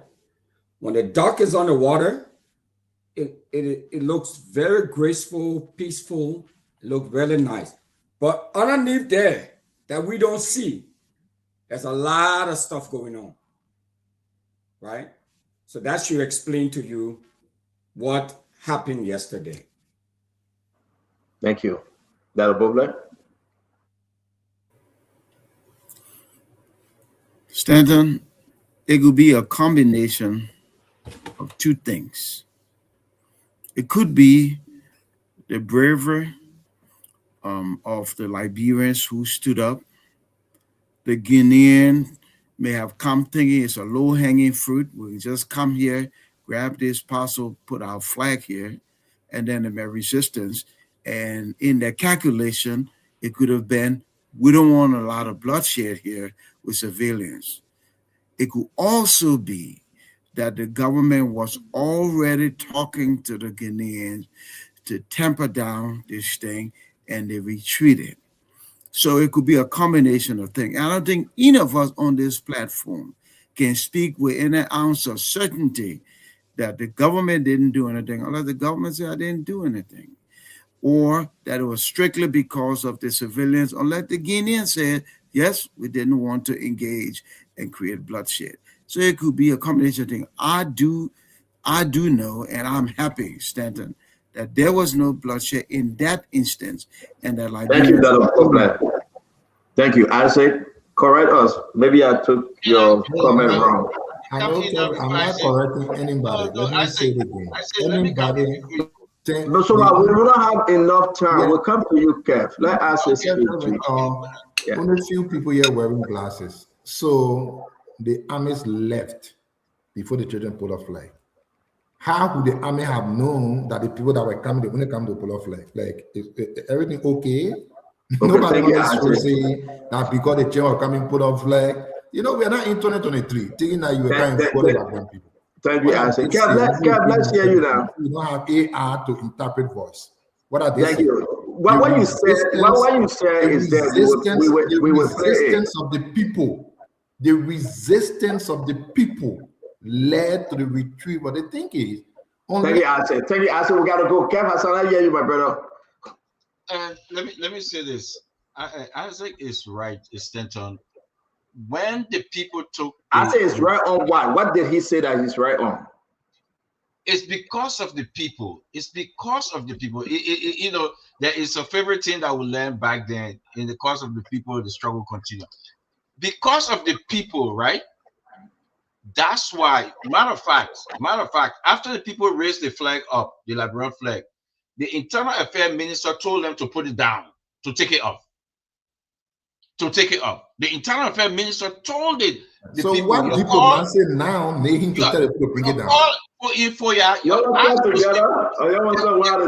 them. So the resistance from the people led the military to go back. And guess what? After the people left, the military came back. And when they came back, they started shooting the same people because at that time they were not prepared. They went back and they got prepared. They came with heavy ammunition. Thank you very much, Kev. We want to remind every one of you while we come to the close. I want to say thanks to my brother Acid and Kev Hassan. Let me tell you something that you don't know about. These two guys then call me morning, evening, and night. Okay, they give me the hell every single day. But I want to say I love them still. But I will beat on them when we come on the show. I want to say thanks to Dado Buble, who is in America. Dado Buble, I look forward to seeing you. Don't forget. I beg you bring the cornbread. You bring the cornbread this time. Winfrey Russell, as always, we appreciate you on the show. My brother, Councillor himself, Councillor Good, thank you. 1 to T, 1 to 2, 3 master degree from Oxford. We say thank you.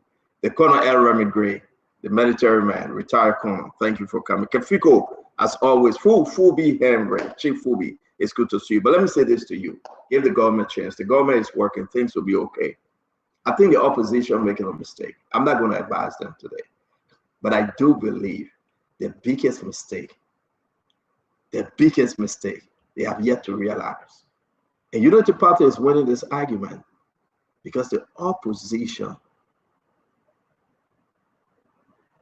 themselves destroying themselves. I'm an independent, I will be on every side, but I would not do the work for one group. And this is what I would not do. You tow your own, I will tow my own. That they can realize, Councillor Good, that it's an opportunity here to hold the government responsible and start running around with trivial stuff, pedestrian stuff. They are missing the mark. I want to say to all of you, we say thank you. May God bless you. May God keep you. May God bless our country. May God bless the United States and may God bless Liberia. Till we meet again tomorrow, Samuel will be in court. Damaslanga will be at the border. We got a lot of stuff. Like, guess what? Maybe the guy will appear tomorrow, the finance minister, or else they will send him to jail. They are already holding on a contempt. It will be an interesting day tomorrow. Join us. Let's discuss on the issue. To my sister, Rosemary McKever, thank you very much for producing for us today. May God bless you. May God keep you. And have a wonderful night. From my end to yours, the entire school network. Rosemary, Fubi also waiting for you to carry you, drop you home. Good night. We are on a professional show. You cannot do that. It's very wrong of you, Councillor. Take that back. She's a very, very professional lady. She's not, and Fubi is in Burkina Faso. Fubi is not outside waiting for her. Rose, have a good night. Yeah? Thank you very much for joining us.